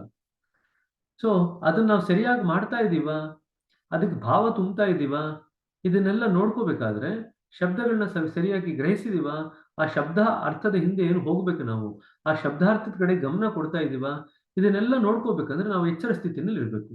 ಆ ಎಚ್ಚರ ಸ್ಥಿತಿನಲ್ಲಿ ಇದ್ದಾಗ ಮಾತ್ರ ನಾವು ಇದನ್ನ ಪ್ರೇಯರ್ ಮೆಡಿಟೇಷನ್ ರಾತ್ರಿ ಸರಿಯಾಗಿ ಮಾಡ್ಲಿಕ್ಕೆ ಸಾಧ್ಯ. ಸೊ ಹಾಗಾಗಿ ನಾವು ಡೇ ಟೈಮ್ನಲ್ಲಿ ಹಗಲೇ ಅದನ್ನ ನಾವು ಅಭ್ಯಾಸ ಮಾಡ್ಕೊಳ್ತು ಅಂದ್ರೆ ರಾತ್ರಿನಲ್ಲಿ ಸುಲಭವಾಗಿ ಮಾಡಬಹುದು. ನೀವು ಎಚ್ಚರದಿಂದ ಇರುವಾಗ ಈ ಭಾವವನ್ನುಂಟು ಮಾಡಿ ನಂತರ ಮಲಗುವ ಸಮಯದಲ್ಲಿ ನೀವು ಪ್ರಾರ್ಥನೆಯನ್ನು ಸಲ್ಲಿಸಿದರೆ ಪ್ರಾರ್ಥನೆಯನ್ನು ಮಾಡುವ ಕ್ರಿಯೆಯು ನಿಮ್ಮ ಹಿಂದಿನ ಸ್ಥಿತಿಗೆ ಮರುಜೀವ ನೀಡುವುದು. ಇದನ್ನು ಅಂಡರ್ಲೈನ್ ಮಾಡ್ಕೊಳ್ರಿ. ಹಗಲಿನಲ್ಲಿ ಇದು ಕೂಡ ಕೇಳಬಹುದು. ಹಗಲಿನಲ್ಲಿ ಎಚ್ಚರದಿಂದ ಇರುವಾಗ ಪ್ರಾರ್ಥನೆಯನ್ನು ಸಲ್ಲಿಸುವ ಅಭ್ಯಾಸವನ್ನು ಮಾಡಬಹುದು. ಎಸ್ ಸರ್ ನೋ ಅಂತ ಕೇಳ್ತಾರೆ. ಮಾಡಬಹುದು. ಯಾಕಂತಂದ್ರೆ ರಾತ್ರಿ ಮಂಪರ್ನಲ್ಲಿ ಮಾಡ್ಕೊಳ್ಲಿಕ್ಕೆ ಆಗಲ್ಲ, ಅದು ಹಗಲಲ್ಲಿ ಮಾಡಿದ್ರೆ ರಾತ್ರಿ ಚೆನ್ನಾಗಿ ಆಗತ್ತೆ. ಹಗಲಿನಲ್ಲಿ ಬುದ್ಧಿಯು ಪೂರ್ಣ ಉತ್ಸಾಹದಿಂದಿರುವಾಗ ಪ್ರಾರ್ಥನೆಯ ಅರ್ಥವನ್ನು ನಾವು ಮತ್ತೊಂದು ದೃಷ್ಟಿಕೋನದಿಂದ ಗ್ರಹಿಸಬಹುದು. ಸೊ ಇದು ಕೂಡ ಇಂಪಾರ್ಟೆಂಟ್, ಇದನ್ನು ಅಂಡರ್ಲೈನ್ ಮಾಡ್ಕೊಳ್ರಿ. ಹಗಲಲ್ಲಿ ಬುದ್ಧಿ ಚೆನ್ನಾಗಿ ಶಾರ್ಪ್ ಆಗಿರುತ್ತೆ. ಸೊ ಹಾಗಾಗಿ ಪ್ರಾರ್ಥನೆಯ ಹಿಂದಿನ ಅರ್ಥ ಏನಿದೆ ಅದನ್ನು ಗ್ರಹಿಸ್ಲಿಕ್ಕೆ ಅದು ನಮಗೆ ಸಹಾಯ ಮಾಡುತ್ತೆ. ನಿಜವಾಗಿ ಹೊಸದಾಗಿ ಈ ಪದ್ಧತಿಗೆ ಬಂದಿರುವ ಪ್ರತಿ ವ್ಯಕ್ತಿ ಮತ್ತು ನುರಿತ ಸಾಧಕನೂ ಸಹ ಒಂದೆರಡು ದಿನಗಳಲ್ಲಿ ಪ್ರಾರ್ಥನೆಯ ನಿಜವಾದ ಮಹತ್ವವನ್ನು ಮತ್ತು ಅರ್ಥವನ್ನು ತಿಳಿದುಕೊಳ್ಳುವ ಪ್ರಯತ್ನ ಮಾಡಲಿ ಎಂದು ನಾನು ಇಚ್ಛಿಸುತ್ತೇನೆ.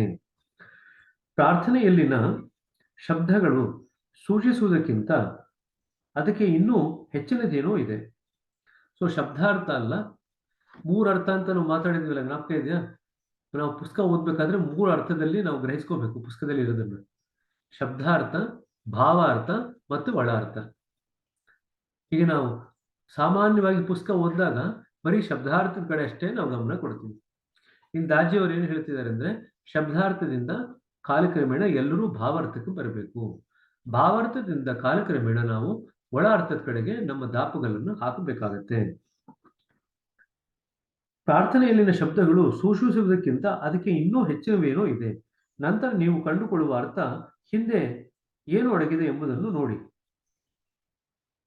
ಅವರು ಅದರ ಮೇಲೆ ಮತ್ತೆ ಧ್ಯಾನಿಸಿ.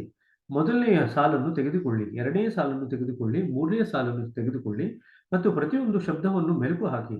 ಆತುರ ಪಡಬೇಡಿರಿ, ಪ್ರತಿ ಸಲವೂ ಹೊಸ ಆಯಾಮಗಳು ತೆರೆದುಕೊಳ್ಳುತ್ತದೆ.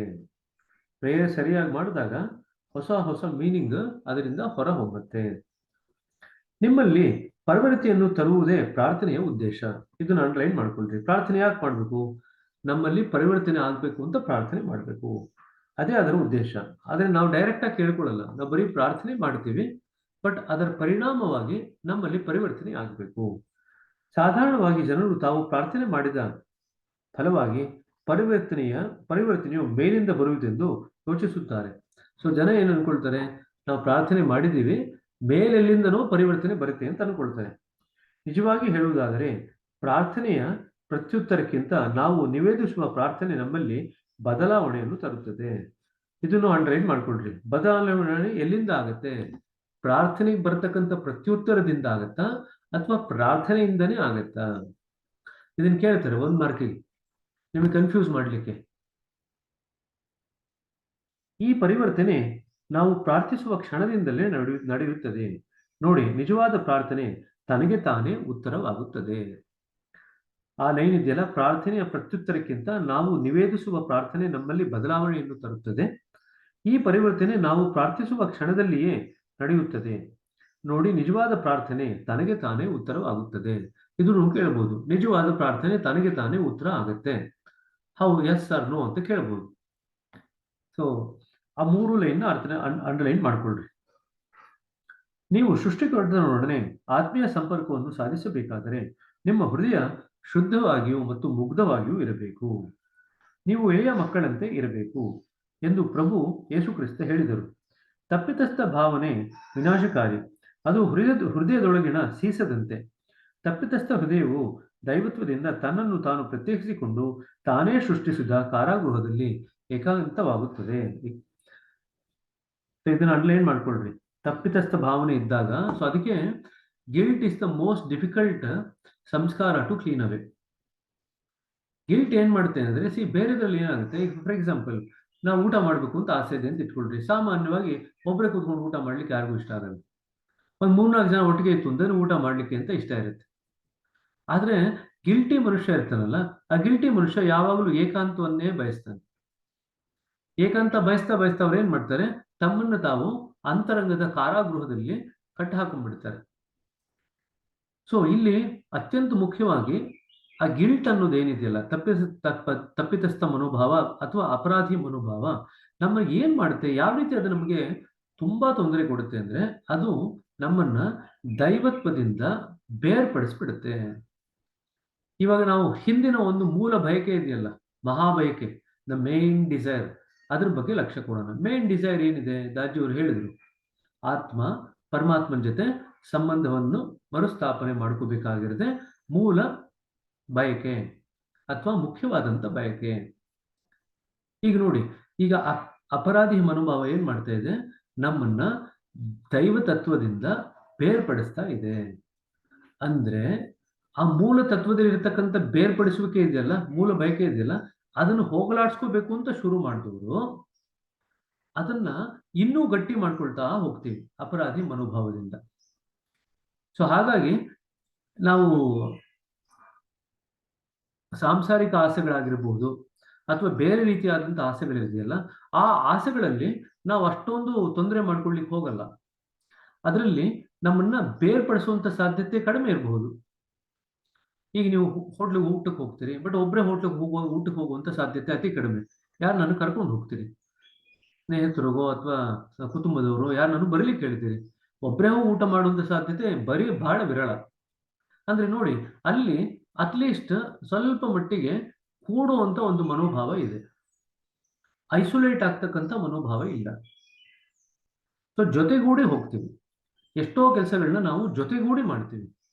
ಯಾವಾಗ ನಾವು ಐಸೋಲೇಟ್ ಆಗಿ ಕೆಲಸ ಮಾಡ್ಲಿಕ್ಕೆ ನಾವು ಶುರು ಮಾಡ್ಕೊಳ್ತೀವೋ, ಅದು ನಮ್ಮನ್ನ ಆ ಮೂಲ ಬಯಕೆ ಇದೆಯಲ್ಲ, ಅದು ಈಡೇರಿಸಲಿಕ್ಕೆ ಅದು ಸಾಧ್ಯ ಮಾಡಲ್ಲ. ಈ ಅಪರಾಧಿ ಮನೋಭಾವ ಹಾಗಾಗೇನೆ ಮಹಾ ತಡೆಯನ್ನು ಒಡ್ಡತ್ತದು. ಯಾಕೆಂದ್ರೆ ಆ ಮೂಲ ಬಯಕೆನ ಅದು ಈಡೇರಿಸಲಿಕ್ಕೆ ಬಿಡಲ್ಲ. ಅದಕ್ಕೇನೆ ತಪ್ಪಿತಸ್ಥ ಹೃದಯವು ದೈವತ್ವದಿಂದ ತನ್ನನ್ನು ತಾನು ಬೇರ್ಪಡಿಸಿಕೊಂಡು ತಾನೇ ಸೃಷ್ಟಿಸಿದ ಕಾರಾಗೃಹದಲ್ಲಿ ಏಕಾಂತವಾಗಿರುತ್ತದೆ. ಅದನ್ನು ಅಂಡರ್ಲೈನ್ ಮಾಡ್ರಿ. So it's very important. ಯಾಕದು ನಾವು ಆ ತಪ್ಪಿತಸ್ಥ ಮನೋಭಾವ ನಾವು ಯಾವತ್ತೂ ಬೆಳೆಸ್ಕೋಬಾರ್ದು. ಒಂದು ವೇಳೆ ತಪ್ಪಾಗಿದ್ರೂ ಕೂಡ ಅದನ್ನ ಆದಷ್ಟು ನಿವಾರಣೆ ಮಾಡ್ಕೊಳ್ಳಿಕ್ಕೆ ಪ್ರಯತ್ನ ಪಡಬೇಕು, ಪಶ್ಚಾತ್ತಾಪ ಪಟ್ಕೋಬೇಕು. ಸೊ ಆ ಪರಿಸ್ಥಿತಿಯಲ್ಲಿ ನಾವು ಪುನಶ್ಚೇತನಗೊಳಿಸುವ ದಿವ್ಯ ಮೂಲದ ಕಿರಣಗಳಲ್ಲಿ ಹೇಗೆ ಮೀಯುವುದು? ದೇವರು ನಮ್ಮನ್ನು ಸ್ವೀಕರಿಸಿ ಒಪ್ಪಿಕೊಳ್ಳುವನೋ ಇಲ್ಲವೋ ಎಂಬ ಪ್ರಶ್ನೆಯೇ ಇಲ್ಲ. ಸೊ ಈ ಪ್ರಶ್ನೆ ಆ ವ್ಯಕ್ತಿ ಕಾಡುತ್ತೆ, ನಾನು ಇಷ್ಟೊಂದು ತಪ್ಪು ಮಾಡ್ಬಿಟ್ಟಿದ್ದೀನಿ, ನಾನು ಇಂಥ ಮಹಾ ತಪ್ಪಿತಸ್ಥ, ನನ್ನನ್ನು ದೇವರು ಸ್ವೀಕಾರ ಮಾಡ್ತಾನೋ ಇಲ್ವೋ ಅಂತ ಹೇಳಿ ಅವರೇ ಅಂದ್ಕೊಂಡ್ಬಿಟ್ಟು ಅವರೇ ಕಾರಾಗೃಹದಲ್ಲಿ ಬಂದಿ ಮಾಡ್ಕೊಂಡ್ಬಿಡ್ತಾರೆ. ಒಬ್ಬ ತಾಯಿ ತನ್ನ ಪ್ರೇಮ ಮತ್ತು ಕ್ಷಮೆಯನ್ನು ನೀಡದಿರಲು ಸಾಧ್ಯವೇ? ಬದಲಾಗಿ ನಾವೇ ನಮ್ಮನ್ನು ಒಪ್ಪಿಕೊಳ್ಳಲು ಅಥವಾ ಕ್ಷಮಿಸಿಕೊಳ್ಳಲು ಸಾಧ್ಯವಿಲ್ಲ. ಪಶ್ಚಾತ್ತಾಪ ಒಂದು ಯಾಂತ್ರಿಕವಾದ ಆಚರಣೆಯಲ್ಲ. ನಮ್ಮ ಹೃದಯ ನಮ್ಮ ತಪ್ಪುಗಳಿಗೆ ಪಶ್ಚಾತ್ತಾಪ ಪಟ್ಟಾಗ ಸ್ವತಃ ಕ್ಷಮಿಸಿಕೊಳ್ಳುವುದು ಬರುತ್ತದೆ. ಇದು important. We should have self compassion. ನಮ್ಮ ಮೇಲೆ ನಮಗೆ ಕ್ಷಮೆ ಇರಬೇಕು. ತಪ್ಪು ನಡೆದಿದೆ ಅಂತ ಗೊತ್ತಾಗಿದೆ, ತಪ್ಪನ್ನ ನೀವು ಗ್ರಹಿಸ್ಕೊಂಡಿದ್ದೀರಾ, ಅದನ್ನು ತಿದ್ಕೊಳ್ಳಿಕ್ಕೆ ಪ್ರಯತ್ನ ಪಡ್ತಾ ಇದ್ದೀರಾ. ಬಟ್ ಆ ಮೊದಲು ಅದನ್ನ ತಪ್ಪು ಅಂತ ಒಪ್ಕೊಂಡ್ಮೇಲೆ ತಿದ್ಕೊಳ್ಳಿಕ್ಕೆ ಪ್ರಯತ್ನ ಪಡ್ಲಿಕ್ಕೆ ಮುಂಚೆ ಅಲ್ಲಿ ನಮ್ಮ ಹೃದಯದಲ್ಲಿ ಅದ್ರ ಬಗ್ಗೆ ನಮಗೆ ಪಶ್ಚಾತ್ತಾಪ ಇರಬೇಕು. ಪಶ್ಚಾತ್ತಾಪದ ಜೊತೆಗೆ ನಮ್ಮನ್ನ ನಾವು ಕ್ಷಮಿಸುವಂತ ಗುಣ ಕೂಡ ಕಲ್ತ್ಕೋಬೇಕು. ನಮ್ಮನ್ನ ನಾವು ಕ್ಷಮಿಸುವಂತ ಗುಣ ಕಲ್ತ್ಕೊಳ್ದೇ ಇದ್ರೆ ನಾವು ಬೇರೆಯವ್ರನ್ನ ಯಾವ ರೀತಿ ಕ್ಷಮಿಸ್ತೀವಿ? ಸೊ ನಮ್ಮ ಹೃದಯ ನಮ್ಮ ತಪ್ಪುಗಳಿಗಾಗಿ ಪಶ್ಚಾತ್ತಾಪ ಪಟ್ಟಾಗ ಸ್ವತಃ ಕ್ಷಮಿಸಿಕೊಳ್ಳುವುದು ಬರುತ್ತದೆ. ಇದನ್ನು ಅಂಡರ್ಲೈನ್ ಮಾಡಿಕೊಳ್ಳ್ರಿ. ನಿಮ್ಮ ಒಂದು ಹೃದಯ ರೋಧನವು ಕ್ಷಮಯಾಚನೆಯ 1000 ಪ್ರಾರ್ಥನೆಗಳಿಗೆ ಸಮ. ಇದನ್ನು ಅಂಡರ್ಲೈನ್ ಮಾಡಿಕೊಳ್ಳ್ರಿ. ಒಂದು ಹೃದಯ ರೋಧನವು ಕ್ಷಮಯಾಚನೆಯ 1000 ಪ್ರಾರ್ಥನೆಗಳಿಗೆ ಸಮ. ಕಣ್ಣೀರು ಪ್ರಾಮಾಣಿಕತೆಯ ಗುರುತು. ನಮ್ಮ ಹೃದಯಗಳು ಹಗುರತೆಯಿಂದ ಮತ್ತು ಸಂತಸದಿಂದ ಕೂಡಿರುವಾಗಲೂ. So what is the sign of honesty ಅಂದ್ರೆ, you feel like being tearful. So ನಾವು ಪ್ರಾಮಾಣಿಕರು ಆಗಿದ್ದಾಗ ನಮಗೆ ಕಣ್ಣೀರು ಉಕ್ಕಿ ಬರುತ್ತೆ. ಅದು ಕೇವಲ ನಮಗೆ ದುಃಖ ಆದಾಗ ಮಾತ್ರ ಅಲ್ಲ. ಖುಷಿಯಾದಾಗಲೂ ಸಹ ನಾವು ಪ್ರಾಮಾಣಿಕವಾಗಿ ಖುಷಿಯಾದಾಗ ನಮಗೆ ಕಣ್ಣೀರು ಉಕ್ಕಿ ಬರುತ್ತೆ. ಪ್ರಾಮಾಣಿಕವಾಗಿ ದುಃಖವಾದಾಗಲೂ ಸಹ ನಮಗೆ ಕಣ್ಣೀರು ಉಕ್ಕಿ ಬರುತ್ತೆ. ಸೊ ಕಣ್ಣೀರು ಪ್ರಾಮಾಣಿಕತೆಯ ಸಂಕೇತ. ಇದನ್ನು ಬರೆದಿದ್ದಾರೆ ಇಲ್ಲಿ. ನಮ್ಮ ಪೇಷಂಟ್ಸ್ ಎಲ್ಲ ಡಿಪ್ರೆಸ್ ಪೇಷಂಟ್ಸು ಬಂದು ಯಾವುದೇ ಕಾರಣ ಇಲ್ದಿರ ಅಳ್ತಾ ಕೂತಿರ್ತಾರೆ. ಏನ್ ಮಾಡ್ತೀರಾ? ಅವ್ರು ಅಳ್ತಾ ಕೂತಿರ್ಬೇಕಾದ್ರೆ ಒಂದಿಷ್ಟು ಸಮಾಧಾನ ಮಾಡ್ಬೋದು. ಅವರಿಗೆ ಸ್ವಲ್ಪ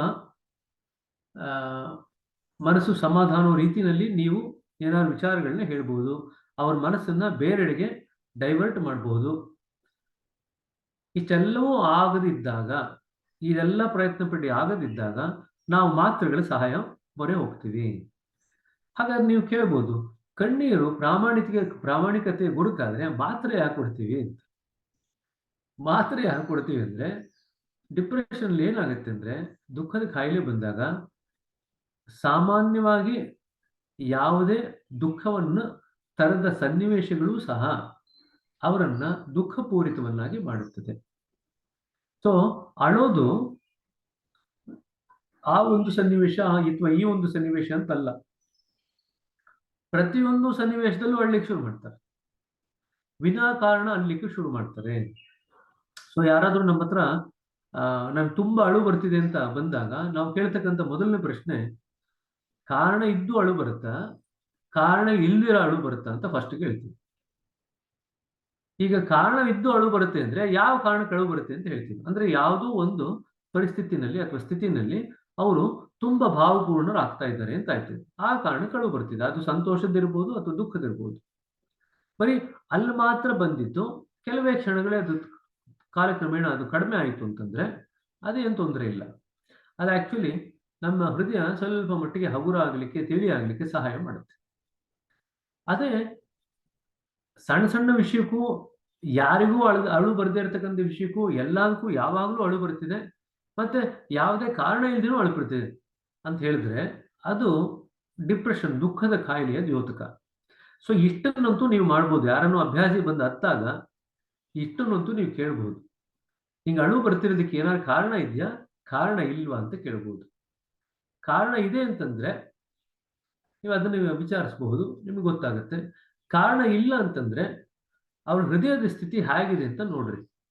ಅವ್ರ ಹೃದಯದ ಸ್ಥಿತಿ ಆಧ್ಯಾತ್ಮಿಕವಾಗಿ ಏನಾಗುತ್ತೆ, ಆ ಸಮಯದಲ್ಲಿ ಹೃದಯದ ಸ್ಥಿತಿನ ನಾವು ಗ್ರಹಿಸಕ್ಕೆ ಹೋಯ್ತು ಅಂತಂದ್ರೆ ಕೆಲವೊಮ್ಮೆ ತಪ್ಪು ಗ್ರಹಿಕೆ ಕೂಡ ಆಗ್ಲಿಕ್ಕೆ ಸಾಧ್ಯ ಉಂಟು. ಸೊ ನಾವು ಸಂವೇದನಾಶೀಲರಾಗಿ ಚೆನ್ನಾಗಿ ಸೂಕ್ಷ್ಮವಾಗಿದ್ದಾಗ ಮಾತ್ರನೇ ಇದನ್ನ ಸರಿಯಾಗಿ ರೀಡ್ ಮಾಡ್ಲಿಕ್ಕೆ ಸಾಧ್ಯ.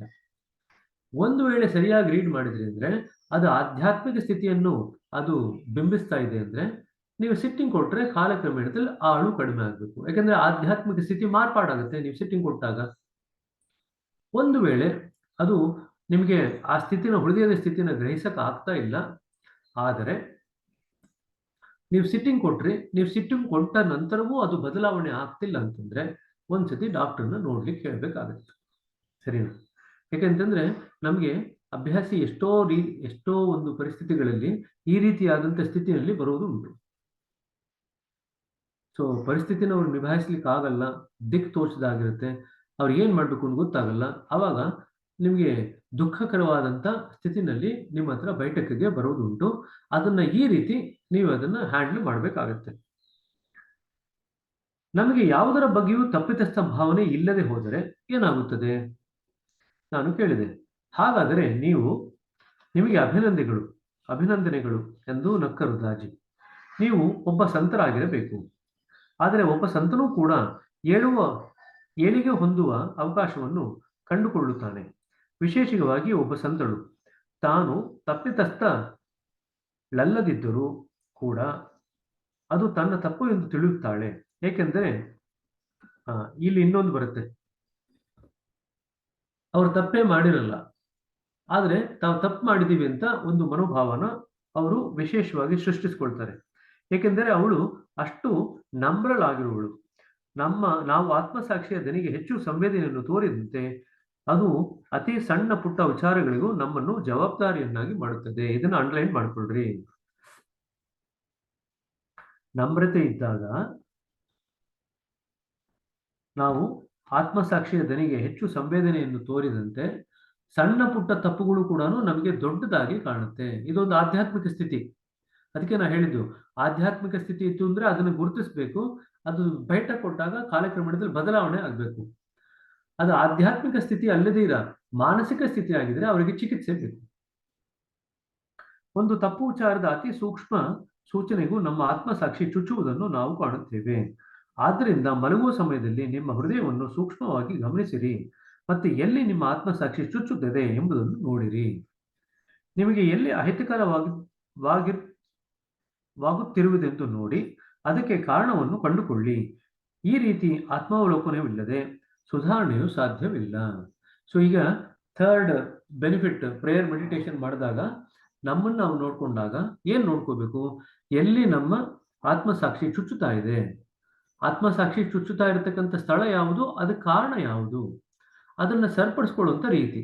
ಈ ಮೂರನ್ನು ಕೂಡ ನಾವು ಗ್ರಹಿಸ್ಕೋಬೇಕಾಗುತ್ತೆ. ಇದು ಪ್ರೇಯರ್ ಮೆಡಿಟೇಷನ್ ಟೈಮ್ನಲ್ಲಿ ಮಾಡಬೇಕಾಗಿರ್ತಕ್ಕಂಥ ಕ್ರಿಯೆ. ಬಿಕಾಸ್ ನೀವು ಜ್ಞಾಪಕ ಇಟ್ಕೊಳ್ರಿ, ಶುದ್ಧೀಕರಣ ಮಾಡ್ಬೇಕಾದ್ರೆ ನೀವು ಯಾವ ಒಂದು ಸ್ಪೆಸಿಫಿಕ್ ಯೋಚನೆ ಬಗ್ಗೆ ಕೂಡ ಗಮನ ಕೊಡಲ್ಲ. ಎಲ್ಲವೂ ಹೋಗ್ಲಿ ಅಂತ ಹೇಳ್ತೀರ. ಎಲ್ಲ ಜಟಿಲತೆ ಮತ್ತು ಅಶುದ್ಧತೆ ಎಲ್ಲವೂ ಕೂಡ ಹೋಗ್ಲಿ ಅಂತ ಹೇಳ್ತೀರಾ. ಯಾವುದೇ ಒಂದು ನಿಖರವಾದಂತ ವಿಷಯದ ಕಡೆ ಗಮನ ಕೊಡಲ್ಲ. ಸೊ ಅಲ್ಲಿ ಇದನ್ನ ಮಾಡ್ಲಿಕ್ಕೆ ಆಗಲ್ಲ.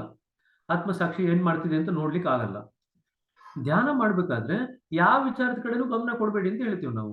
ಅಲ್ಲೂ ಕೂಡ ಇದನ್ನ ನೋಡ್ಕೊಳ್ಲಿಕ್ಕೆ ಆಗಲ್ಲ. ಹಾಗಾದ್ರೆ ನಾವು ಎಲ್ಲಿ ತಪ್ಪು ಮಾಡಿದ್ದೀವಿ, ಯಾವ ಕಾರಣದಿಂದ ತಪ್ಪು ಮಾಡಿದ್ದೀವಿ, ಅದನ್ನ ಸರಿಪಡಿಸ್ಕೊಳ್ಳೋದು ಹೇಗೆ ಅನ್ನೋ ಒಂದು ಸೆಲ್ಫ್ ರಿಫ್ಲೆಕ್ಷನ್ ಇದೆಯಲ್ಲ, ಆತ್ಮಾವಲೋಕನ, ಅದು ನಮಗೆ ಈ ಪ್ರೇಯರ್ ಮೆಡಿಟೇಷನ್ ಟೈಮ್ ಇದೆಯಲ್ಲ, ಪ್ರಾರ್ಥನೆ ಮಾಡ್ತಕ್ಕಂಥ ಸಮಯದಲ್ಲಷ್ಟೇನೆ ನಮಗೆ ಸಿಗೋದು. ಸೊ ಹಾಗಾಗಿ ಇದು ಕೂಡ ಅತ್ಯಂತ ಮಹತ್ತರವಾದಂತ ಒಂದು ನಮಗೆ ಸಹಾಯ ಈ ಪ್ರಾರ್ಥನೆ ಮುಖಾಂತರ ನಮಗಾಗುವುದು. ಸೊ ಲಾಸ್ಟ್ ಇದೆಯಲ್ಲ, ಮಲಗುವ ಸಮಯದಲ್ಲಿ ನಿಮ್ಮ ಹೃದಯವನ್ನು ಸೂಕ್ಷ್ಮವಾಗಿ ಪರೀಕ್ಷಿಸಿ, ಎಲ್ಲಿ ಆತ್ಮಸಾಕ್ಷಿ ಚುಚ್ಚುತ್ತದೆ ಎಂಬುದನ್ನು ನೋಡಿರಿ. ನಿಮಗೆ ಎಲ್ಲಿ ಅಹಿತಕರವಾಗಿರುತ್ತದೆಂದು ನೋಡಿ ಅದಕ್ಕೆ ಕಾರಣವನ್ನು ಹುಡುಕಿರಿ. ಆ ರೀತಿ ಆತ್ಮಾವಲೋಕನ ಮಾಡಿದ್ದಲ್ಲದೆ ಸುಧಾರಣೆ ಸಾಧ್ಯವಿಲ್ಲ.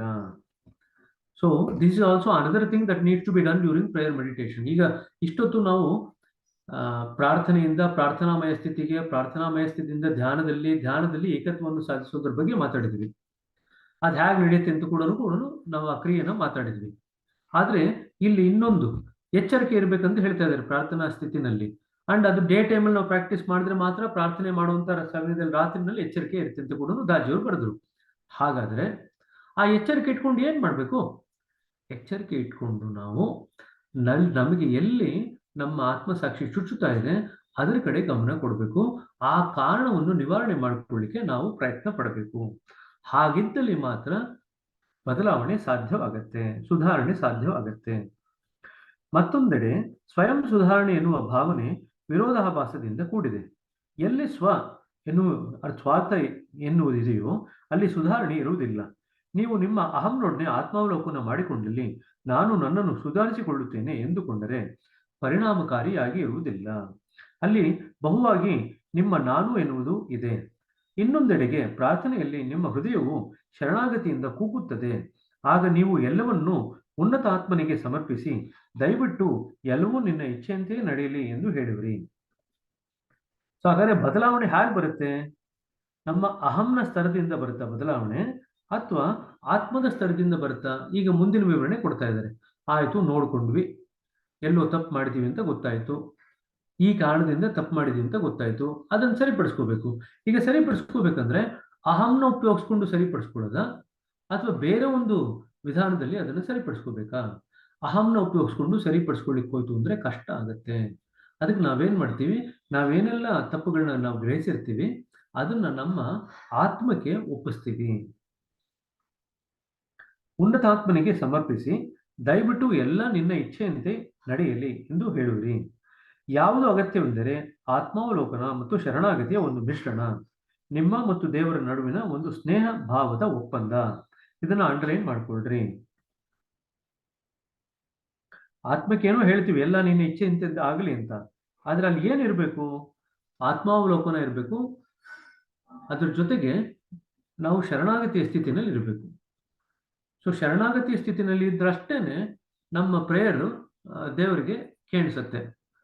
ಯಾಕೆಂದ್ರೆ ಆ ಶರಣಾಗತಿ ಸ್ಥಿತಿಲಿ ಇದ್ದಾಗ ನಾವು ದೇವರ ಜೊತೆ ಒಂದು ಸ್ನೇಹಪೂರ್ವ ಸಂಬಂಧವನ್ನು ಹೊಂದಿರ್ತೀವಿ. ಸೊ ಈ ಮೂರೂ ಬೇಕು ನಮಗೆ. ಆತ್ಮಾವಲೋಕನ ಬೇಕು, ನಮಗೆ ಶರಣಾಗತಿಯ ಸ್ಥಿತಿ ಬೇಕು, ದೇವರ ಜೊತೆ ಒಂದು ಸಂಬಂಧವನ್ನು ಏರ್ಪಾಡಾಗಿರ್ಬೇಕು. ಈ ಮೂರು ಇದ್ದಾಗಷ್ಟೇ ನಮಗೆ ಧ್ಯಾನ ಮತ್ತು ಪ್ರಾರ್ಥನೆ ಏನಿದೆಯಲ್ಲ ಆ ಸ್ಥಿತಿನಲ್ಲಿ ಪರಿವರ್ತನೆ ಹೊಂದಲಿಕ್ಕೆ ಸಾಧ್ಯ ಆಗುತ್ತೆ. ಸೊ ಇಲ್ಲಿ ಈಗೇನಾಗ್ತಾ ಇದೆ ಅಂದ್ರೆ ಪ್ರಾರ್ಥನೆಯಿಂದ ಪ್ರಾರ್ಥನಾಮಯವಾದಂಥ ಸ್ಥಿತಿಗೆ ಬಂದ್ವಿ. ಪ್ರಾರ್ಥನಾಮಯವಾದಂಥ ಸ್ಥಿತಿನಲ್ಲಿ ಈಗ ನಾವು ಏನ್ ಮಾಡ್ತಾ ಇದ್ದೀವಿ ಅದನ್ನ ದಾರಿಯವರು ಹೇಳ್ತಾ ಇದ್ದಾರೆ. ಪ್ರಾರ್ಥನಾಮಯ ಸ್ಥಿತಿನಲ್ಲಿ ಏನಾಯ್ತು? ಪ್ರಾರ್ಥನಾಮಯ ಸ್ಥಿತಿಯಾಗಿ ಯಾವಾಗ ಮಾರ್ಪಾಡಾಗುತ್ತೆ? ದೈವತ್ವದ ಜೊತೆ ನಮ್ಮ ಸಂಬಂಧ ಏರ್ಪಾಡಾದಾಗ ಇದಾಗಿದೆ ಅಂದ್ರೆ ಪ್ರಾರ್ಥನಾಮಯ ಸ್ಥಿತಿ ಬಂತು. ಪ್ರಾರ್ಥನಾಮಯ ಸ್ಥಿತಿನಲ್ಲಿ ಎಚ್ಚರವಾಗಿದ್ದೀರಾ, ಪ್ರಾರ್ಥನೆ ಮಾಡ್ತಾ ಇದ್ದೀರಾ, ದಿನನಿತ್ಯದಲ್ಲಿ ಏನೆಲ್ಲ ಆಗಿದೆ ಅದನ್ನೆಲ್ಲ ಮೆಲುಕು ಹಾಕ್ತಾ ಇದ್ದೀರಾ. ಮೆಲುಕು ಹಾಕಿ ಎಲ್ಲೆಲ್ಲಿ ಏನೇನು ತಪ್ಪುಗಳಾಗಿದೆ ಅದನ್ನೆಲ್ಲ ಗುರುತಿಸ್ತಾ ಇದ್ದೀರಾ. ಅದನ್ನ ಗುರುತಿಸ್ಲಿಕ್ಕೆ ನಿಮ್ಮ ಆತ್ಮಸಾಕ್ಷಿ ಸಹಾಯ ಮಾಡುತ್ತೆ. ಆಯ್ತು, ಅದನ್ನೆಲ್ಲ ಗುರುತಿಸಿದ್ರಿ ಅಂತ ಇಟ್ಕೊಂಬೋಣ. ಅದನ್ನೇನ್ ಮಾಡುದು? ಅದನ್ನ ಆತ್ಮಕ್ಕೆ ಒಪ್ಪಿಸ್ಬೇಕು. ಆತ್ಮಕ್ಕೆ ಒಪ್ಪಿಸಿದಾಗ ಬದಲಾವಣೆ ಹೇಗೆ ಸಾಧ್ಯ ಆಗುತ್ತೆ? ಆತ್ಮಕ್ಕೆ ಒಪ್ಪಿಸಿದಾಗ ನಾವು ನಮ್ಮ ಆತ್ಮಾವಲೋಕನ ಮಾಡ್ಕೊಂಡಿರ್ತೀವಿ, ಶರಣಾಗತಿಯ ಸ್ಥಿತಿನಲ್ಲಿರ್ತೀವಿ, ಭಗವಂತನ ಜೊತೆ ಒಂದು ಸಂಬಂಧವನ್ನು ಏರ್ಪಾಡು ಮಾಡ್ಕೊಂಡಿರ್ತೀವಿ. ಪ್ರಾರ್ಥನಾಮಯ ಸ್ಥಿತಿ ಅಂದ್ರೆ ಅದೇನೆ. ಪ್ರಾರ್ಥನಾಮಯ ಸ್ಥಿತಿನಲ್ಲಿ ಭಗವಂತನ ಜೊತೆ ಒಂದು ಸಂಬಂಧವನ್ನು ಏರ್ಪಾಡು ಮಾಡ್ಕೊಂಡಿದ್ದೀವಿ. ಈ ಮೂರು ಆದಾಗ ನಮಗೆ ಬದಲಾವಣೆ ಬರಲಿಕ್ಕೆ ಸಾಧ್ಯ ಆಗತ್ತೆ. ಪ್ರಾರ್ಥನಾಮಯ ಆತ್ಮಾವಲೋಕನದ ಮೂಲಕ ನೀವು ನಿಮ್ಮ ದೋಷಗಳನ್ನು ಕಂಡುಕೊಳ್ಳುತ್ತೀರಿ. ಆದರೆ ಅವುಗಳನ್ನು ನೀವೇ ಸರಿಪಡಿಸುವ ಬದಲಾಗಿ ನೀವು ಬಿಟ್ಟುಕೊಟ್ಟು ಉನ್ನತಾತ್ಮನ ನೆರವನ್ನು ಪ್ರಾರ್ಥಿಸುತ್ತೀರಿ. ಇದು ಅರ್ಥ ಆಯ್ತಲ್ವಾ? ಸೊ ಅದಿಷ್ಟು ಲೈನು ಇದೆಯಲ್ಲ. ಇನ್ನೊಂದೆಡೆ ಪ್ರಾರ್ಥನೆಯಲ್ಲಿ ನಿಮ್ಮ ಹೃದಯವನ್ನು ಇದು ಕೂಡ ಬರುತ್ತೆ. ಪ್ರಾರ್ಥನೆಯಲ್ಲಿ ಪ್ರಶ್ನೆ ಕೇಳಬಹುದು. ಪ್ರಾರ್ಥನೆಯಲ್ಲಿ ನಾವು ನಮ್ಮ ಅಹಮ್ಮನ್ನು ಉಪಯೋಗಿಸಿಕೊಂಡು ಬದಲಾವಣೆಗೆ ಪ್ರಯತ್ನ ಪಡುತ್ತೀವಿ, ಸರಿನಾ ತಪ್ಪ ಅಂತ ಕೇಳಬಹುದು. ಎರಡನೇ ಪ್ರಶ್ನೆ, ನಾವು ಪ್ರಾರ್ಥನೆಯಲ್ಲಿ ಉನ್ನತಾತ್ಮನ ಸಹಾಯ ಪಡೆದು ಅಥವಾ ನೆರವನ್ನು ಕೋರಿ ಬದಲಾವಣೆಯನ್ನು ಮಾಡ್ಕೊಳ್ತೀವಿ ಅಂತ ಕೂಡ ಪ್ರಶ್ನೆ ಕೇಳಬಹುದು. ಸೊ ಅಹಂ ಅಲ್ಲ, ಉನ್ನತಾತ್ಮನಿಗೆ ನಾವು ಸಮರ್ಪಣೆ ಮಾಡಿದಾಗ ಅದು ಕೆಲಸ ಆಗುತ್ತೆ. ಅದಕ್ಕೆ ನೀವು ಪ್ರಾರ್ಥನೆ ಮಾಡುದು. ಖಂಡಿತವಾಗಿ ನೀವು ಪ್ರತಿದಿನವೇ ಆಗಲಿ ಪ್ರತಿ ಗಂಟೆಯಲ್ಲಾಗಲಿ ತಪ್ಪು ಮಾಡದಿರುವುದು ಉತ್ತಮ. ಒಂದು ಹೇಳಿಕೆ ಇದೆ, ಒಬ್ಬ ಮೂರ್ಖನು, ಇದು ಕೂಡ ಅನ್ಲೈನ್ ಮಾಡ್ಕೊಡ್ರಿ, ಅಲ್ಲಿಂದ ಒಬ್ಬ ಮೂರ್ಖನಿಂದ ಕಡೆಯವರೆಗೂ ತಪ್ಪು ನಡೆದು ಹೋದ ಮೇಲೆ ಅದನ್ನು ಗುರುತಿಸುತ್ತಾನೆ. ಬುದ್ಧಿವಂತ ಅದು ಘಟಿಸುವಾಗಲೇ ಗುರುತಿಸುತ್ತಾನೆ. ಒಬ್ಬ ವಿವೇಕಿ ಅದನ್ನು ಮುಂಚಿತವಾಗಿ ತಿಳಿದು ಅದರಿಂದ ತಪ್ಪಿಸಿಕೊಳ್ಳುತ್ತಾನೆ. ಇದು ಕೇಳಬಹುದು. ಇದನ್ನ ನಿಮಗೆ ಲೈನ್ ನಾ ಕೇಳಬಹುದು, ಫಿಲ್ ಇನ್ ದ ಬ್ಲಾಂಕ್ಸ್ ತರ ಕೇಳಬಹುದು. ನಾವು ಅದನ್ನು ಮುಂಚೆಯೇ ತಿಳಿಯುವುದು ಹೇಗೆ ಎಂದು ನಾನು ಕೇಳಿದೆ. ಪ್ರಾರ್ಥನಾಮಯವಾದ ಜಾಗರೂಕತೆಯಿಂದ. ಇದನ್ನ ಅಂಡರ್ಲೈನ್ ಮಾಡ್ಕೊಳ್ರಿ. ತಪ್ಪ ಆಗತ್ತೆ ಅಂತ ಹೇಳಿ ಮುಂಚೆನೆ ತಿಳ್ಕೊಳ್ಳೋದು ಹೇಗೆ ಅಂದ್ರೆ ಪ್ರಾರ್ಥನಾಮಯವಾದ ಜಾಗರೂಕತೆಯಿಂದ. ಯಾವುದರ ಬಗ್ಗೆ ಜಾಗರೂಕತೆ ನಾನು ಕೇಳಿದೆ? ನಿಮ್ಮ ಹೃದಯದಿಂದ ಹೊರಡುವ ಮತ್ತು ಒಳಗಿನಿಂದ ನಿಮಗೆ ಮಾರ್ಗದರ್ಶನ ತೋರುವ ಸಂಕೇತಗಳ ಬಗ್ಗೆ. ಸೊ ನೀವು ಯಾವುದ್ರ ಬಗ್ಗೆ ಜಾಗರೂಕರಾಗಿರ್ಬೇಕಂದ್ರೆ ಹೃದಯದಿಂದ ಹೊರಡುವ ಮತ್ತು ಒಳಗಿನಿಂದ ನಿಮಗೆ ಮಾರ್ಗದರ್ಶನ ನೀಡುವ ಸಂಕೇತಗಳು ಅಥವಾ ಸೂಚನೆಗಳು.